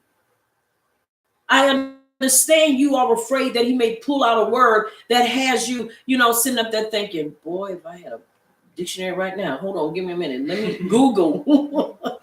Can you tell me what this word means? Are y'all following me? Yes. I'm saying in a comical way, not to offend anybody or make anybody feel bad. Once again, I will be the first to admit there are times that I am looking at words. Okay, I need to grab. There's nothing wrong with looking up a word if you don't understand what it means. The wrong thing to do is get in a position where you know you can't handle it. You going in there trying to talk. Now I ain't talking about, I don't even go there. But anywho, you want to use wisdom. Are you following me? Yes. That's all. Just use wisdom. And he's saying, I'm not the one. But let me tell you something. Even in this, Yahuwah can make you be the one. You just got to yield him your mouth. We yield our mouth to everything else. Give him an opportunity to use it. Are y'all following me? Yes. If you're going to be a blabbermouth, let him use your mouth. He's telling him, I am the one that will give you the words to say. Don't worry about what is going to come out of your mouth. I will tell you what to say and how to say it. Are you hearing me? Yes. Nobody wants to stand up there and look silly. Nobody does. Are you following me? Yes. But we can't also stand up there and argue with the one who created us and tell us what we can't do. He didn't choose us because, he thought we were the smartest or the greatest. He chose us because he wants to use us. Are y'all following me? Yes. And he gives us the ability to do the things that within and of ourselves we could not do. And it is so. It is so. Now he says, and he said, Adanya, please send by the hand of whomever else you may send. Now this is where you have to understand his self-esteem was so beat that no matter what Abba Yahuwah said to him, he still could not get it registered in his heart and mind that he could be the one to do it. Are y'all following me? Yes. One thing that's important for us to understand is him do it, he's not going to break you open and make you do it. Right. Now listen what he says in verse 14. And the anger of Yahuwah was kindled against Moshe, and he said, is not Haran the Luite your brother? Now, mind you, he was angry with him. And so he chose Haran to be with him, to be the mouthpiece or the spokesman. Harun. And he said, I know that he can speak well. And look, he is also coming out to meet you. And when he sees you, he will be glad in his heart. Are you following me? Yes. Once again, we can't allow low self-esteem even. Are you following me? Yes. And this was a streak in Moshe from the beginning. And this is why, as we read, we will see why Moshe ended up getting into some of the things he got into. You have to understand something. If he says you could do it, you could do it. That's right. If he tells you to get out there and you're going to outrun the trains, you better start running. Because when you keep on going, and he will use you. Are you following me? Yes. So once again, never put any limitations on him. If he says he's going to do it through you, then let him do it. Don't make him angry with you and have to choose somebody else. Are y'all following me? Yes. So it's important that we understand that. Thank you, Abba Yahuwah. You don't hold grudges and you don't remember these things. Are you following me? Yes. Woo! Well, we'd be really in trouble. Verse 15. All right, let's read 15, please. Let's read 10 verses.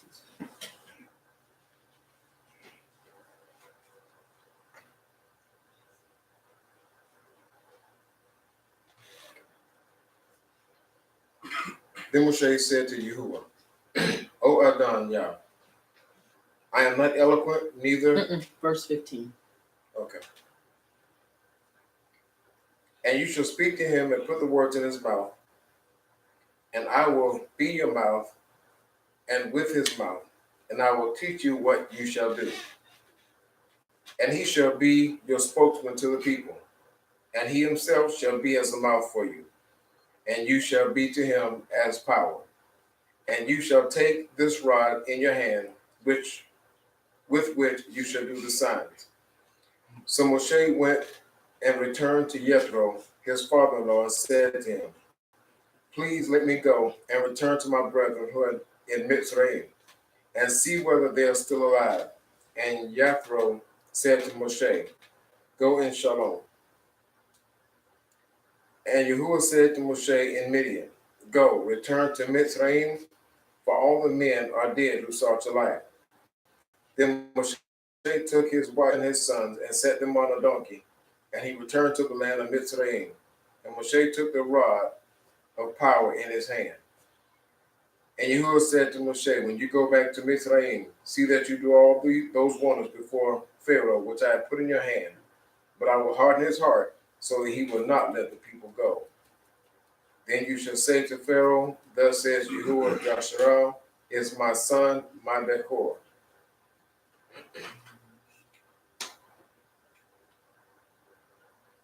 And it is so. And it is so.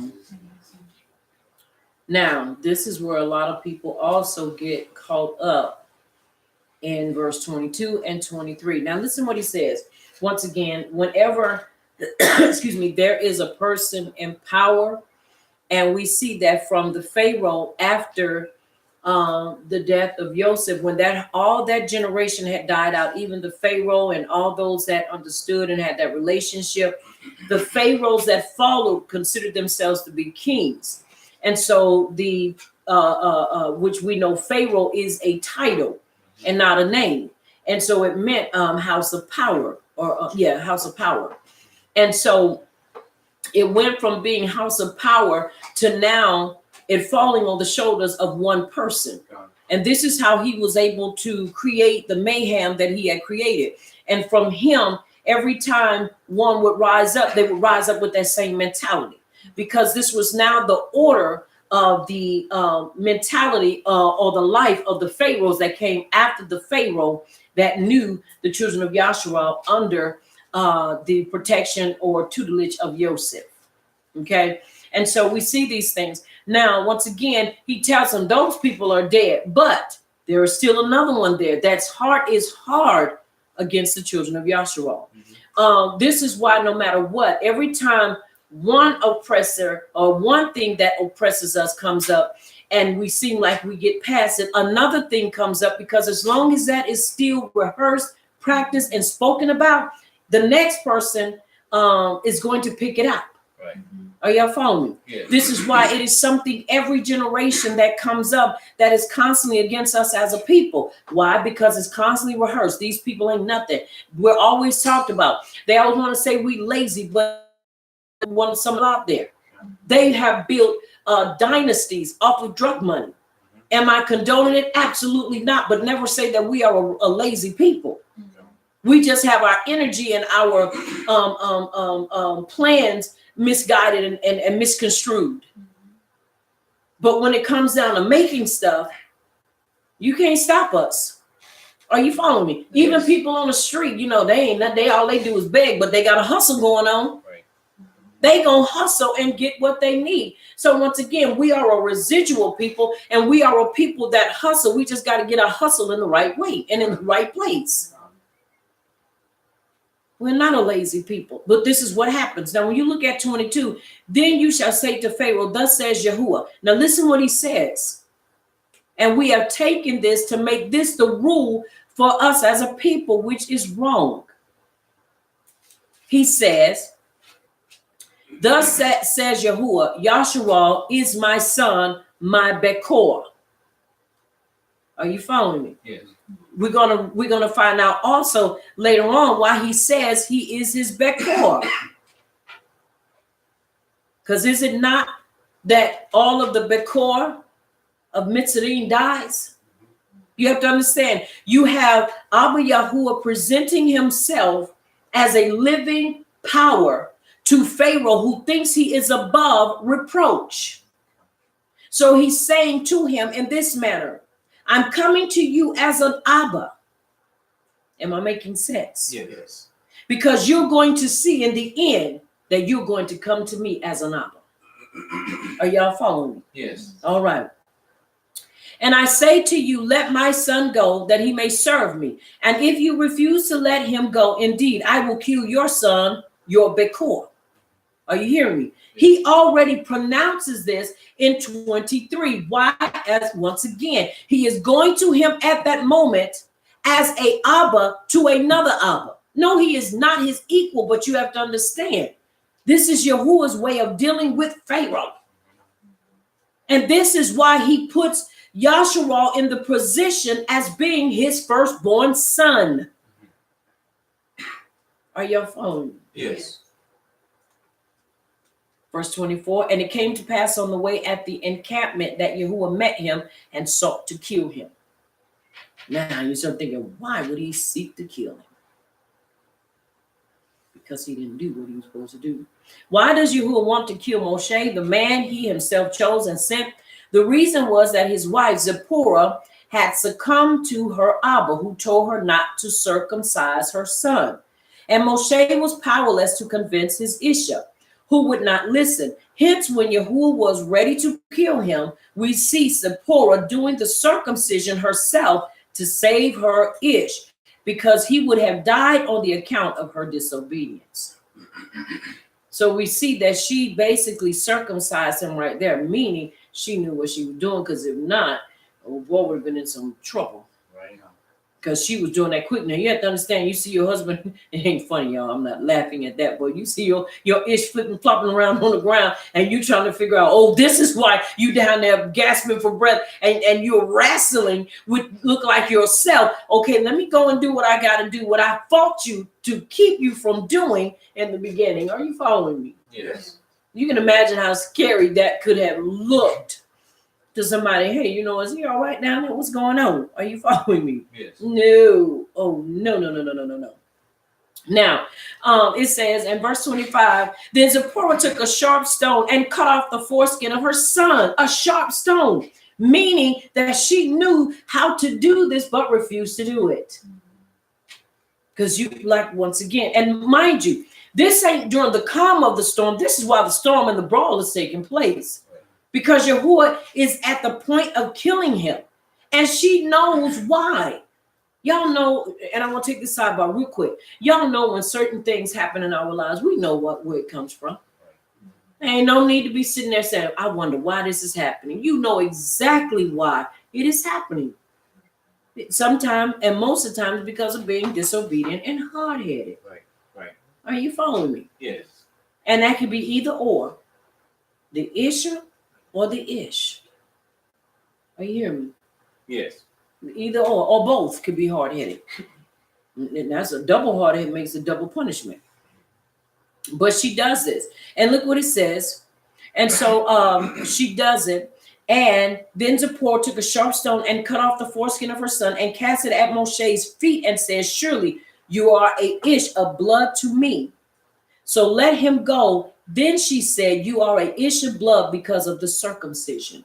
Now she's telling you who will let him go. Now you have to understand, once again, we recognize the presence of Abba Yahuwah. We recognize when it is Abba Yahuwah doing a thing, and we recognize when it is not him doing a thing. That's right. And so she understood what she needed to do, and she stepped up to the plate because she didn't want to lose him. But it would have been easier just to be obedient. Are you hearing me? Yes. Verse 27. And Yahuwah said to Harun, go into the wilderness to meet Moshe. And he went and met him on the mountain of power and kissed him. See, that was one of the things that when brothers or bins would meet, that's what they would do. You remember, he hadn't seen him. He hadn't seen him in years. And he finally gets a chance to see him. And so you don't see him and start talking stupid. You see him and you hug him and you hug him. And man, I'm so glad to see you. I'm so glad that, we in this together. We're going to do this. I think that's the greatest thing you can see, to being working together in ministry, working for the Abba. And so we see this. And so Moshe told Haran all the words of Yahuwah, who had sent him, and all the signs which he had commanded him. Then Moshe and Harun went and gathered together all the elders of the children of Yasharal. And Harun spoke all the words which Yahuwah had spoken to Moshe, and he did the signs in the sight of the people. Now, once again, you have to understand, he told him, but I'm inclined to believe that also Harun had his also time to speak. Are you hearing me? Because Moshe is conveying to him certain things, but you have to understand, also Harun had to be able to talk and say things that were not said. You see what I'm saying? Yeah. So we see that as well. All right, let's all right, verse 30 we read 30. Let me see. Chapter 5. Verse 31. And the people believed, and when they heard that Yahuwah had visited them, looked on their affliction, then they bowed their heads and worshiped. Now, this is one of the things I want to say too is about the deliverance of Yahuwah. I'm saying what has to take place for deliverance to come forward. Nothing else. I'm great. Costs me anything. Now I'm gonna have some issues. Are y'all following me? Yeah. Something I've learned in this walk. You will keep people listening to you. The moment you say that whenever you're doing something, you don't do it for the accolades of people, but you do it for the esteem of Abba Yahuwah. Now, understand we do it because we need the people to listen because it's for them. But at the same time, never do it for people because if you think that people will always agree with you, you're in trouble. And it is so. And it is so. All right, chapter 5, let's read 10 verses. And it reads, and afterwards Moshe and Aharon went in and said to Pharaoh, thus said Yahuwah of power, of Yasharal, let my people go so that they keep a festival to me in the wilderness. And Pharaoh said, who is Yahuwah that I shall obey his voice to let Yasharal go? I do not know Yahuwah, nor am I going to let Yasharal go. And they said, the power of the Ibram has met with us. Please, let's go 3 days' journey into the wilderness and swaddle to Yahuwah our power, lest he fall upon us with pestilence or with the sword. But the sovereign of Mitzrayim said to them, Moshe and Aharon, why do you take the people from their work? Get back to your burdens. Mm-hmm. And Pharaoh said, see, the people of the land are many, and you made them cease from their burdens. And the same day Pharaoh commanded the slave drivers of the people and the foremen, saying, you are no longer to give the people straw to make bricks as before. Let them go and gather straw for themselves, and lay on them the required amounts of bricks which they made before. Do not diminish it, for they are idle. That is why they cry out, saying, let us go and slaughter to our power. Let more work be laid on the men, so that they labor in it, and not pay attention to their words of falsehood. And the slave drivers of the people and their foremen went out and spoke to the people, saying, thus said Pharaoh, I do not give you straw. And it is so. And it is so. All right, you read to 10? Yes. All right, and so I do not give you straw. All right, now, once again, let's look at this. Now, after Moshe and Harun had completed the miracles before the people and showed them first to encourage them and to get them to believing and walking in these things. Are you hearing me? Yes. They now go to the one that they have to. They know they're not going to convince him, but now they have to go to him. Are you hearing me? Yes. All right. Now, chapter 5 of Shemot, once again, also known as Exodus, when verse 1, reading. Now, having Moshe and Haran alone and the elders having deserted them one by one on the way from fear of facing Pharaoh, as a punishment, Yahuwah did not later on permit the elders to approach him on Mount Sinai. Okay, this is saying why? Because they did not want to go with them to Pharaoh. And then you have to understand the importance of understanding this is everybody's not going to go with you into places that they themselves are not ready for. And you'll find that everybody's not going to go with you to those hard places. Everybody's not going to go with you in those narrow places, in the trenches. They will be the ones that will be on the side that will basically encourage you on, but they may not go. And the thing of it is, because they don't go does not mean that you don't continue to go. Right. It just means that they're not going to go. Bottom line. Are you following me? Yes. Now they go to him, and as Pharaoh was unacquainted with the name of Yahuwah, he's asking, well, who is this? And when they say a feast, when he tells them it is a feast unto him, that is to offer the festival offering, who is power. What special claim has he upon the people of Yasharal that they should serve him? And he is the power of the Ibram. In reply to the question, who is power, the answer is given that he is Yahuwah of the or the sovereign of the children of Yasharal, who originated beyond and migrated to Mitzrayim, met with us. He chanced to meet us. 3 Yamim journey, which would bring them to Sinai by the most direct route. And so now we see as this is going on, he is talking with them. Now in verse 4 it says when Moshe and Haran, Pharaoh had inquired what their names were and mentioned them courteously. Break loose, disturb, and take them away from their work. Unto your burdens, attend to your personal affairs. Moshe and Haran, in common with the rest of the tribe of Luai, were free from the forced labor. The reason for the exemption was that they were recognized by Pharaoh as wise men and mores.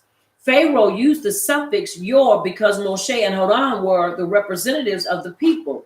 Go back to your work and do not divert others from doing my work. And remember, it was put in there also when they got there under Joseph, when he was as the governor, and Pharaoh that gave them a sting was there. He said that the Lewites would not go through some of the things that everybody else went through. They had special permission to be exempt from certain things.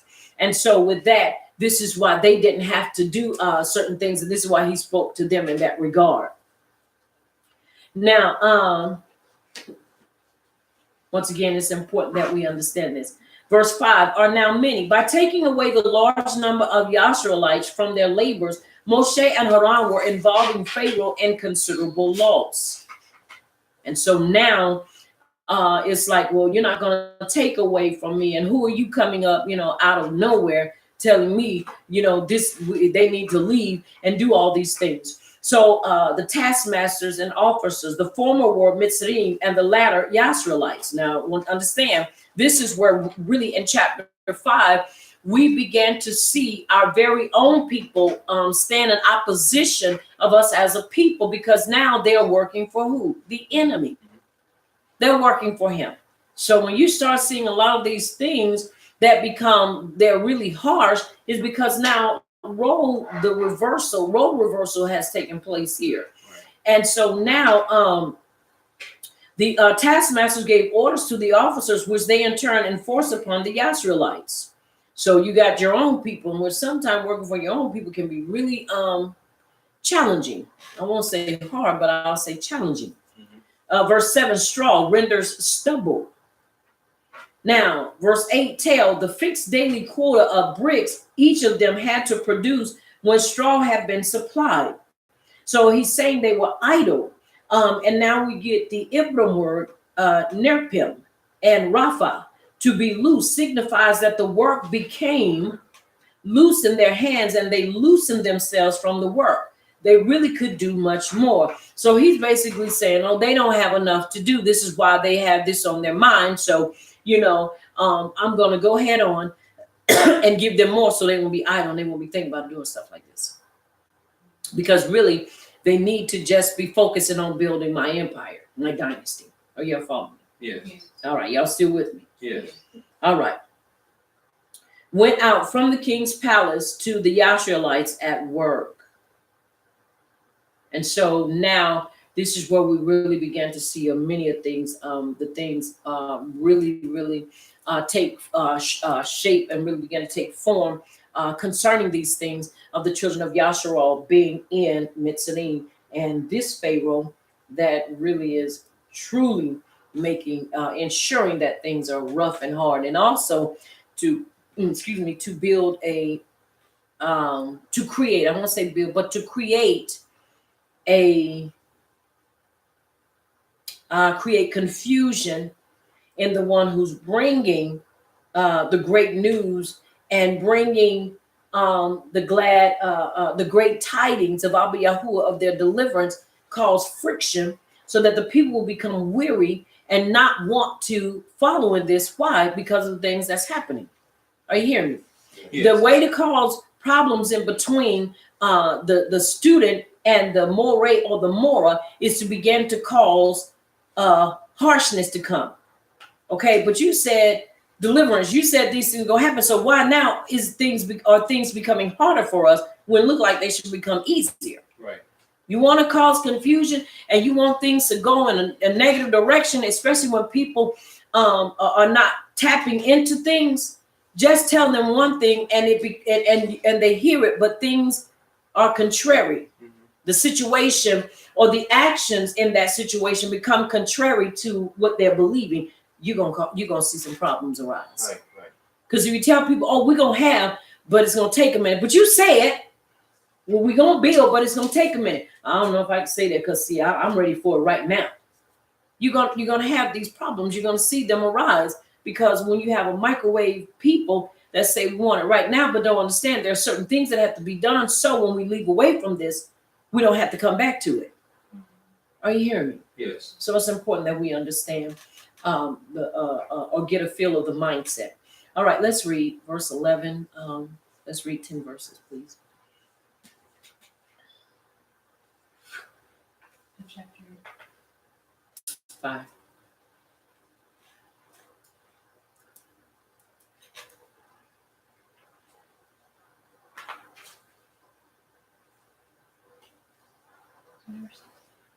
Ten.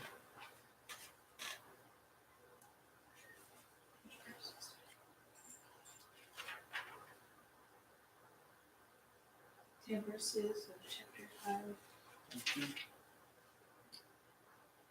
Start from 11. Mm-hmm.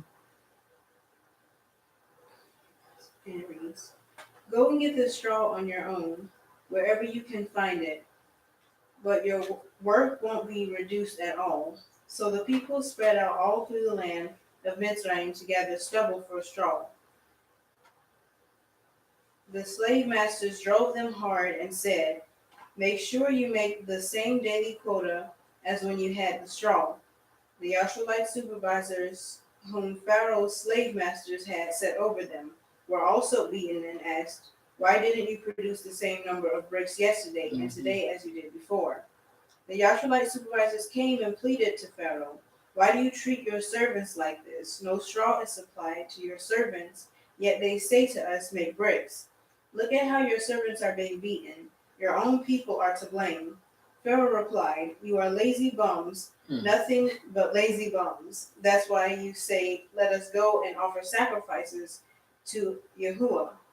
Go and get back to work. No straw will be given to you, but you still need to make the same number of bricks." The Yashulite supervisors saw how impossible their situation was when they were commanded, "Don't reduce your daily quota of bricks."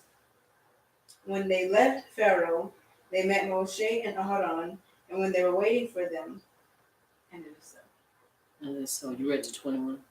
Oh, verse 20. Mm-hmm. 21 reads, "The supervisor said to them, 'Let Yahuwah see and judge what you've done.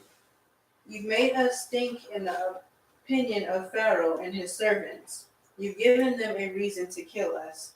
And it is so." And it is so. Once again, as we see, they are saying, "Look at what you have caused. You caused this." You start thinking, but did y'all not remember? You cried out to Abba Yahuwah, and you were saying, or crying out to him in anguish, "We want to change." Now, whenever we tell Abba Yahuwah to do something, you got to let him do it. You can't get up there and say, "Well, I don't want you to do it like this because this may be more harmful than helpful." And so this is what happened. And they got angry with them and said, "Look what you've done." Now, you have to mind you, while they're saying this to Moshe, they are also saying this to Abba Yahuwah because Abba Yahuwah is the one who told them to do this. So we have to be careful of what we let come out of our mouths. All right, let's finish reading.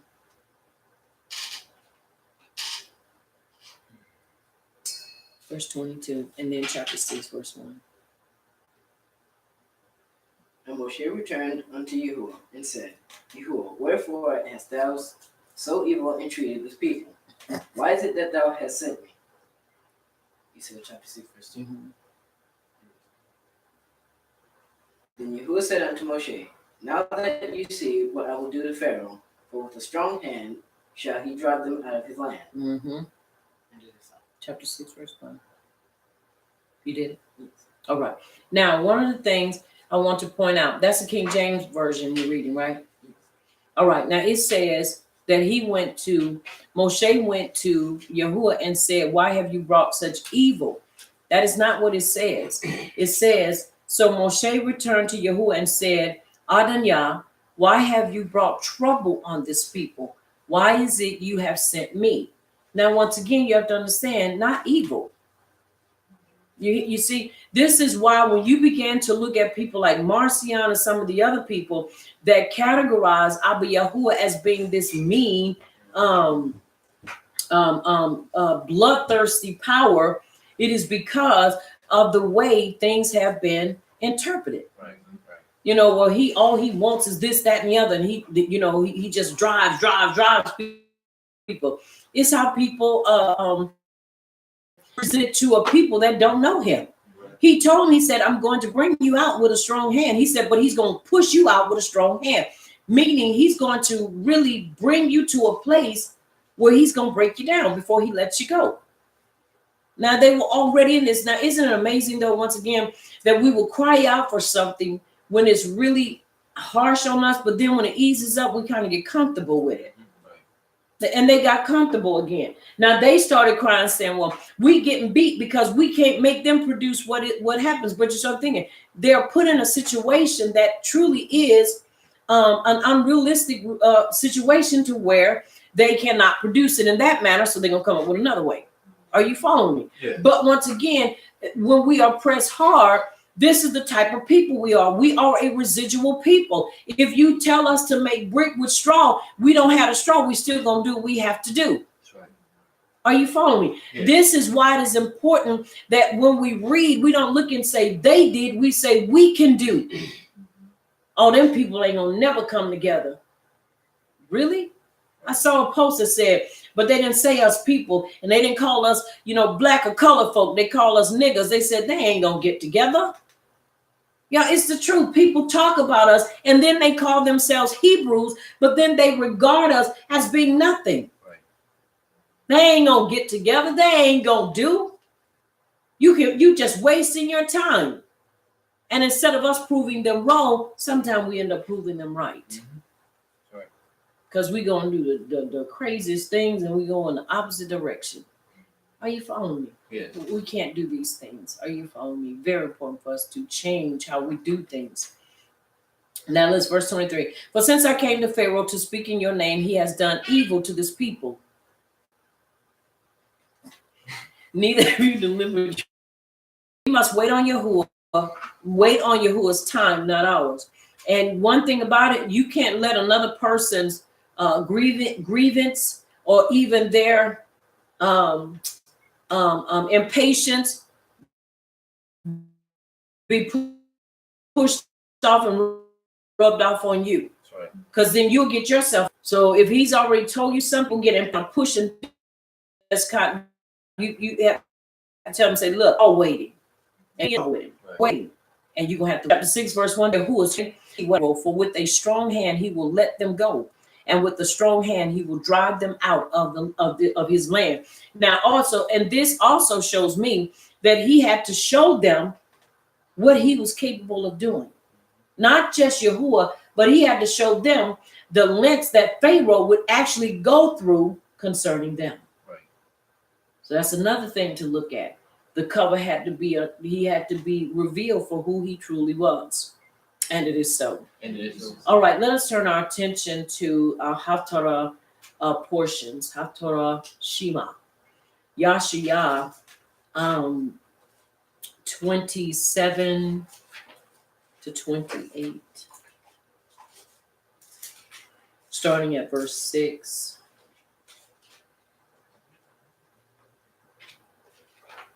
And it is All right. chapter 27, starting at 6. Yeah, let's read 5 verses.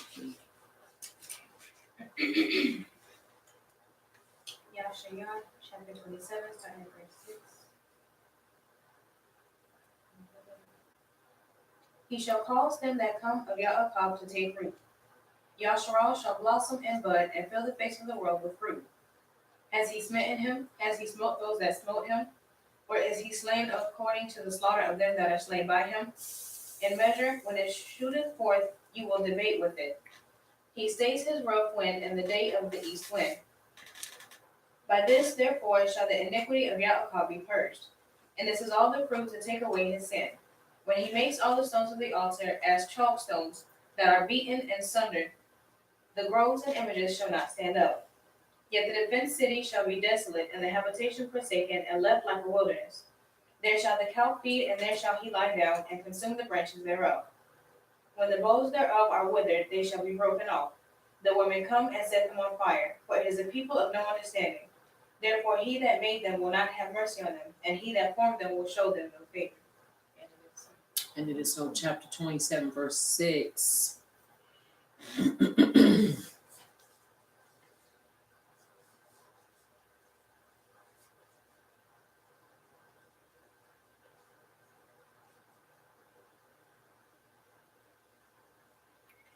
All right. Excuse me. In the Yamim to come, literally they come, which means in the Yamim to come, or as others think, the coming generations, the children. In the verse, it is an allusion to Yasharal's small beginnings in Mitzrayim as contrasted with their present greatness. He renders those who came and whom Yaakov caused to take root in Mitzrayim, have blossomed and budded until they have filled the world with their fruit. This is a point to the future when Yasharal will take deep root and blossom forth and produce a Yahuwah has punished Yasharal severely. The punishment is light compared with the blows he dealt Yasharal's tormentors in Mitzrayim, or the Assyrians. The Mitzrayim powers meted out measure for measure. They drowned Yasharal's sons in the Nile, and Yahuwah drowned their sons in the Red Sea. The slaughter of them, that is, that the Canaanites who were annihilated when Yasharal conquered the Kadesh land. When thou sendest her away, verse 8.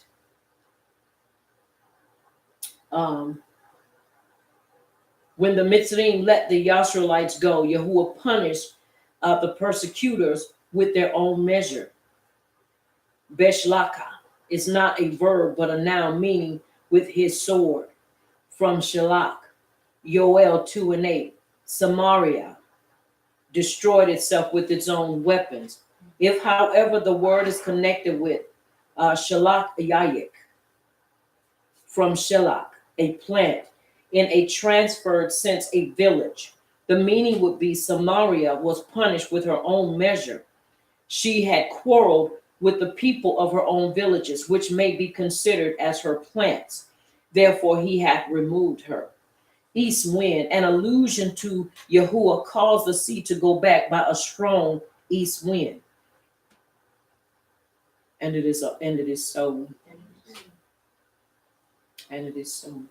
All right, let us finish reading, please.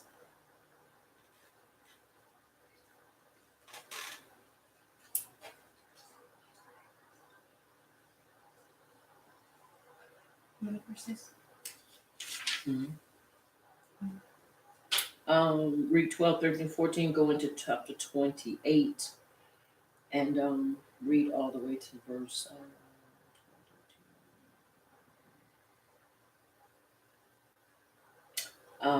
read 12 and 13, 1, 2, and 3, please. Okay.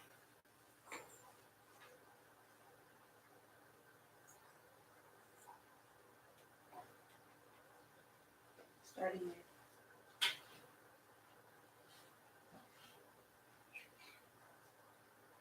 Verse 12 reads, Mm-hmm. On that day, Yahuwah will beat grain from the channel of the Euphrates up to the valley of Mitzrayim. will be collected, Yasharites one by one. On that day a great trumpet will be played. Those who are lost in the land of Assyria and those who are scattered in the land of Mitzrayim will come. They will bow to Yahuwah at his Kodesh mountain in Jerusalem. O the majestic garland of Ephraim's drunks, and the fading flower of its splendid beauty, on the head that flows with perfume of those hammered with wine. Look, Yahuwah has someone who is powerful and strong, like a hailstorm and a disastrous tempest, like a downpour of mighty overflowing waters. He can level them to the ground with his hand. 3. Mm-hmm. The majestic garland of Ephraim's drunks will be trampled underfoot. And it is so. And it is so. Once again, he gives us a great description. A crown of pride. The royal house, or the people generally who were elated with pride because of their luxurious living. The drunkards of Ephraim, the prince of Samaria, who indulged in wine and in all forms of riotous living. Fat Valley. This is a hyperbolical language, so profusely, do they anoint their hair that their heads become like a valley running with oil. Smitten down with wine, that is overcome by wine. Mighty and strong one, a yam which will manifest Yahuwah's might, or a powerful host. The coming onslaught of the enemy is compared to a destructive flood or storm. And we know what water can do, a storm. If you've ever seen how that water comes rushing through there, it tears down houses, it knocks down trees. It does not matter. It doesn't matter what's in its way. When that water gets to moving, it creates a road. And it creates erosion where it just pushes everything out of the way. It does. So like that, you have to understand what's coming. Are you following? Yes. With violence, literally with the hand, Yahuwah with his mighty hand causes the storm to pour down upon the earth. The fading flower, the blooming of the blossom, which will fade away.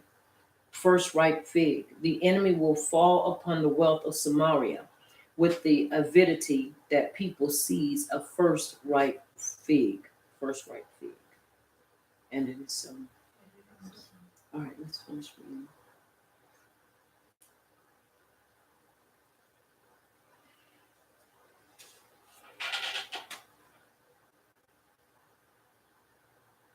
The crown of pride, the drunkards of Ephraim shall be trodden under feet. And the esteemed beauty which is on the head of the fat valley shall be a fading flower, and as the hasty fruit before the summer, which when he that looketh upon it sees what is yet in the hand, he eateth up. In that day shall Yahuwah of hosts be a crown of esteem, and for a diadem of beauty unto the residue of his people, and for a spirit of judgment to him that sits in judgment, and for strength to him that returned to battle to the gate. When they also have erred through wine and through strong drink, and are out of the way, the priest and the prophet have erred through strong drink, that they are swallowed up of wine. Out of the way through strong drink, they are in vision. They stumble in judgment. For all tables are full of vomit and filthiness, so that there is no place clean. And it is so. And it is so. Ooh, that's nasty. You think about vomit on the table. That's gross. I hear me. In that yamim, or in that yam, verse 5, when the wicked will fall, Yahuwah will become the crown of beauty of the committed remnant, and his kingship will be seen in Zion. When the 10 tribes go into exile, Yahuwah will be for a crown of beauty to the southern kingdom. Verse 6, to him that sitteth in judgment, the judges of the people, King Hezekiah as a righteous ruler and judge. This was talking about. Turn back the battle at the gate. They who turn the battle away from the gate or hurry back to the gate to defend it against the besieging enemy. But the most probable explanation is that of Moshe HaKohen. Yahuwah will strengthen them that flee. Now, but these also, verse 7, the prophet now turns to the tribe of Yehuda and Benjamin. and declares that their ruling classes are as decadent as those of the northern kingdom. Envision literally in the seer, which is abbreviated for in the words of the seer, they mock at the words of the prophet. Totter in judgment. The judges pervert judgment. All tables are full as a result of their orgies at their banquets. All alludes to the tables of their priests. They just was nasty. Are you hearing these things? Yes. All the things that they did, and they didn't care where they did, and they didn't care that Abba Yahuwah saw all these things. No place is clean. Literally, without a place, it means which is now full of vomit, because they were just nasty. Are you hearing me? Yes. They were nasty. They had no restraints, no boundaries. They didn't care, and they mocked the words of the prophet. They mocked what was being said. They thought it was funny. They thought, well, we ain't got to do what they say. We ain't got to do what they say. Are you hearing me? Yes. Sounds like today. People don't want to listen.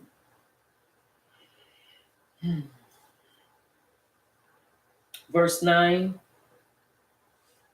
and it says, whom shall one teach knowledge, and whom shall one make to understand the message? Them that are weaned from the milk, them that are drawn from the breast. Verse 10, for it is a precept by precept, precept by precept, line by line by line, here a little, there a little. For with stammering lips and with a strange tongue shall it be spoken to this people, to whom it was said, this is the rest. Give ye rest to the weary, and this is the refreshing, yet they would not hear.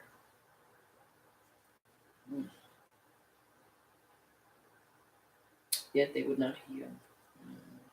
Whom shall one teach knowledge, seeing that the people are so deeply sunk in debauchery? Whom can the teacher teach knowledge? To whom can the prophet convey the message of Yahuwah? The people are like young children who cover themselves with filth. Precept by precept.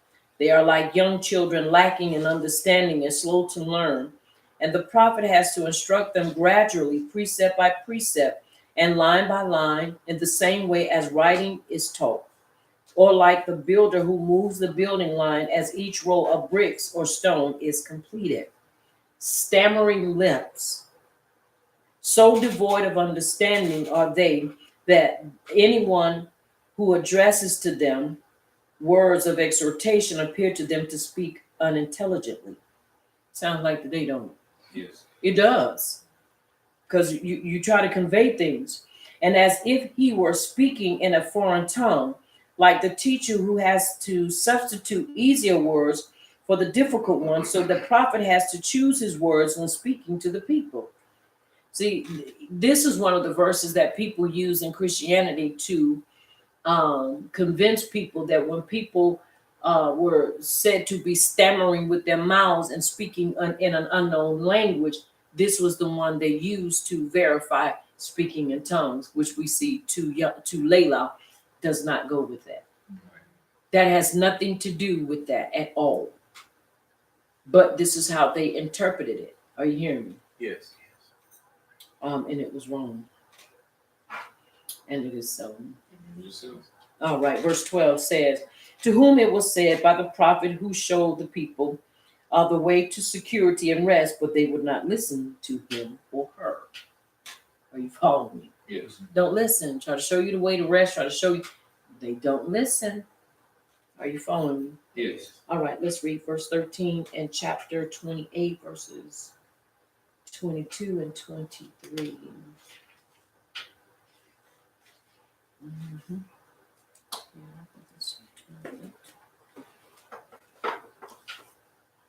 Yep, chapter 28, verse 13. All right. Chapter 28, verse 13. You got to finish with 27, verse 13. And then chapter 28, 22, and 23. Chapter 27, verse 13.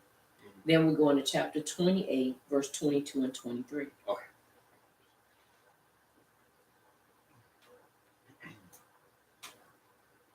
And in that day it shall be that a great horn is blown, and those who were perishing in the land of Ashur, and the, You're in chapter 27 of Yashaya. yes, 27 or 28. I'm sorry, 28. I'm sorry, 28, 28. Okay, verse 28. I mean, chapter 28, verse 13. Yes. My Sorry. apologies. Chapter 28, verse 13 reads, But the word of Yahuwah was to them, command upon command, command upon command, line upon line, line upon line, here a little, there a little, so that they go and shall stumble backward, and be broken and snared and taken captive. And verse In chapter, I'm sorry, 29, 22, and 23. 22 and 23 of chapter 29. Mm-hmm. Chapter 19, verses 22 and 23. Chapter 29, Chapter 29, my apologies, chapter 29. verse 22 and Verse 23. 22 Therefore, thus said Yahuwah, who ransomed Abraham concerning the house of Yaakov. Yaakov is no longer put to shame, no longer does his face grow pale. Verse 23. For when he sees his children, the work of my hands in his midst, they shall set apart my name, and set apart the set apart one of Yaakov, and fear the power of Yasharal. And it is so. And it is so. The word of Yahuwah is unto them. Yahuwah, in punishment for their refusing to obey his precepts, will mete out to them measure for measure. Chapter 29, verse 22 and 23. Who redeemed Abraham from Ur of the Chaldees by removing him from the neighborhood of wicked men. Be ashamed, that is in the estimation of his Abba, Isaac, neither shall his face, etc., in the estimation of his grandfather, Abraham. Yaakov would not be ashamed of his descendants were he alive because they shun evil. Verse 23, his children, the work of my hands. His children who will be the work of my hands, that is righteous men. The Kadesh one of Yaakov. Yahuwah is one described because Yaakov beheld his Kadesh in the vision of the ladder extending towards heaven.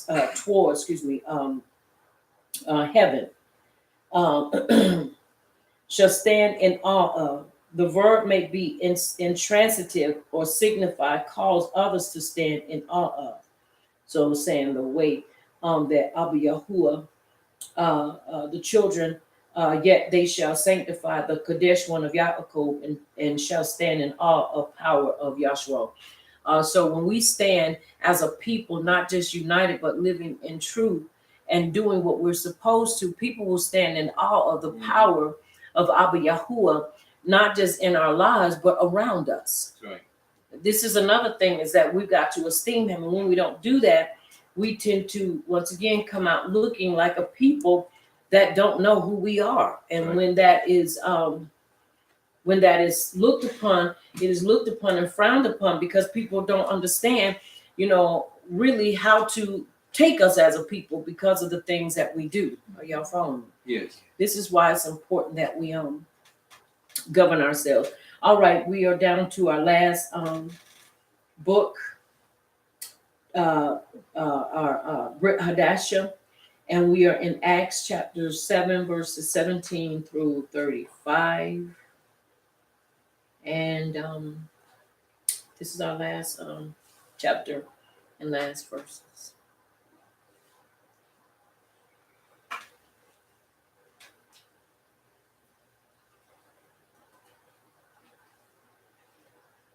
Chapter 7, verses 17 through 35.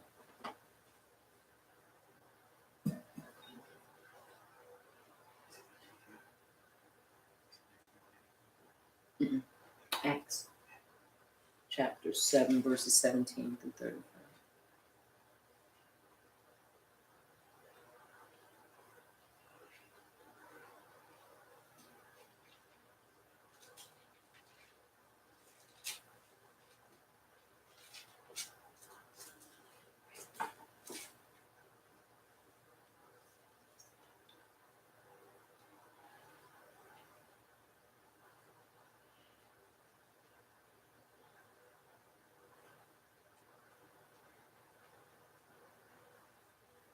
All right, when you have it saying that it's so.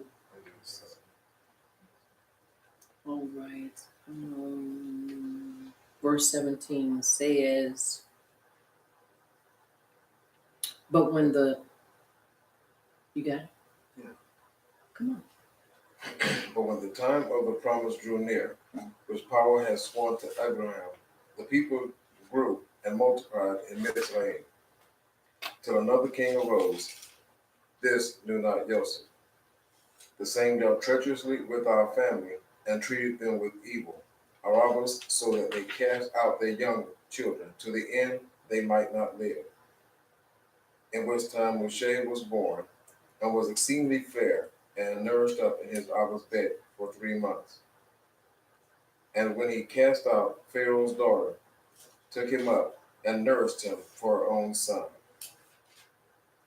And Moshe was learned in all the wisdom of the Egyptians, and was mighty in words and in deeds. And when he was 40 years old, it came into his heart to visit his brothers, the children of Yasharal. And seeing one of them suffer wrong, he defended him and avenged him that was oppressed, and killed the Egyptian. 24. Yeah. And it is so. And it is so. All right. Just seeing it reiterated in the Hadashah, in the renewed covenant, seeing it being reiterated. And this is important too, because they were not just talking a bunch of talk. They were living by Torah. Right. And they were living according to the instructions of Abba Yahuwah. All right, let's start at verse 25, please.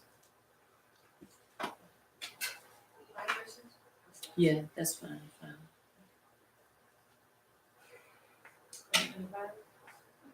But he supposed his brethren would have understood how that Yahuwah by his hand would deliver them, but they understood not. And the next yom he showed himself unto them as they strove, and would have set them at one again, saying, Sirs, you are brethren, why do you wrong one to another? But he that did his neighbor wrong thrust him away, saying, Who made you a ruler and a judge over us? Will you kill me as you did the Mitzrayim yesterday? Then fled Moshe at this saying, and was a stranger in the land of Madian, where he begat 2 sons. And it is so. And it is so. Now, we know who this is speaking, right? This is Stephania. And he is speaking concerning those that are standing around him. And he is basically correcting them concerning their actions. And he's giving them a crash course concerning what took place in Shemot chapter 1 all the way to chapter 4, 5, and 6. We really began to see, we say chapter 1 through 6. And we're able to see, and he himself is rehearsing this in their ears. Now, if he was not walking in Torah truth, he would not have been able to recite to them these things. And they knew what he was saying was true. That's why they got angry with him. Now, isn't it amazing that he was reciting this? Why? Because he was dealing with them concerning the actions from their actions was a product of what was going on in their heart. And this is why he was correcting them. Are you following me? Yes. Very important for us to understand.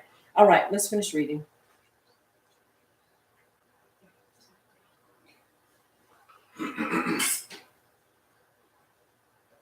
Verse 30 and reads, And after 40 years were completed, a messenger of Yahuwah appeared to him in a flame of fire in the bush, in the wilderness of Mount Sinai.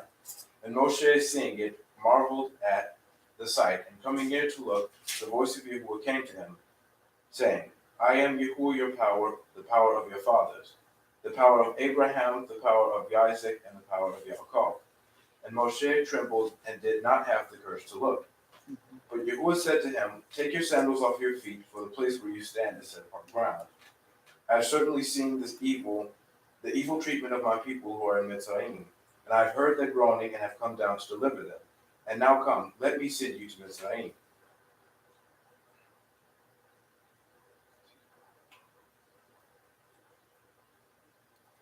This Moshe whom they had refused, saying, Who made you ruler and a judge? This one power sent to be a ruler and a deliverer by the hand of the messenger who appeared to him in the bush. And it is so. And it's so by the messenger. Mm. And it is so. Once again, this is the discourse that Stephania began to speak to those that were standing around. And it was this message, his last message, that he was to give, because it was at this time that we see he is going to lose his life because of the message. But it's very clear to us that the same mentality that was going on then at that time during Moshe's time was the same that was going on in his time. And this is why he felt it necessary, and because he was prompted by the Ruach HaKodesh to bring forth this message to this people. Are you following me? Yes. And they got so angry with him because they didn't want to hear the message. Are you following me? Yes. So once again, for those that don't believe that in that time, you know, when we look at the Hadashah, the renewed covenant, that it's not valid because they say, well, you know, they basically learned from man-made doctrine. Then what you're saying is what Stephania spoke to them was man-made. And if that's the case, then when you go back into Shema, chapter, I believe it's in chapter 3 or 4, then what you are saying is that which was done, or chapter 2, which was done, was not of Abba Yahuwah, but that was made up by man. Right. And that's a lie. Are y'all following me? Yes. This is why we have to be ever so careful of the things that, once again, we allow to get into our Ruach, so that we don't be slowly but surely destroying our own foundation of truth. That's right. Are y'all following me? Yes. Very important. All right, let's see. It's in chapter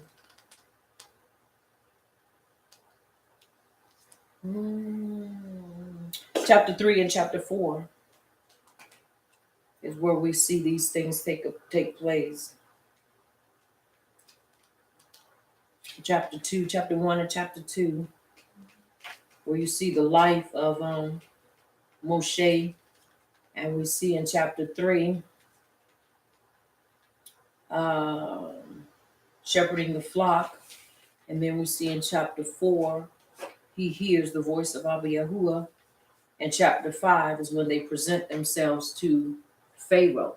So we see in those 6 chapters, we see some great things take place in those chapters, but we see once again him reading the very thing that takes place that causes Moshe to have to leave because of what he had done concerning the deliverance of one of the Yashreelites that was being done wrong. So once again, with that being said, let us remember that we are responsible for one another. As I said in the beginning, should you take somebody else's life or for somebody else's life, I would not ever say take somebody's life unless it was your life or their life. And because if they're trying to kill you, then by all rights, you have a right to defend yourself, Right. but not just to go and kill somebody. Right. Are y'all understanding what I'm saying? Yeah. And the reason being is because what Moshe did was he defended a person that was helpless and couldn't defend themselves. And so it's very important that we understand what he did. And I believe it was in him to do because this was his purpose. He was born to be a deliverer of the children of Yahshua, that you can look and truly benefit from the things that was spoken here on Layla. Once again, I pray that the rest of your Layla will be sweet and it will be covered in the shalom of Abba Yahuwah, and that he will continue to impart into you, and that transformation will take place. Remember, this is a time of commemoration and celebration. And once again, I pray that you go in the shalom of Abba Yahuwah. I am Aliyah Yasharal, and I am the leader of messengers of Yahuwah's Kingdom Hebraic Belief Ministries, located in South Carolina. I want you to remember, here at Messengers of Yahuwah's Kingdom Hebraic Belief Ministries, this is the place where the Torah does the body excellent. Until next time, may Abba Yahuwah Baruch Atah and keep you in his shalom until we meet again. Also, I want you to remember that you've been touched by Champion TV, a place where the champions reside. And it is so. And it is so. And it is so.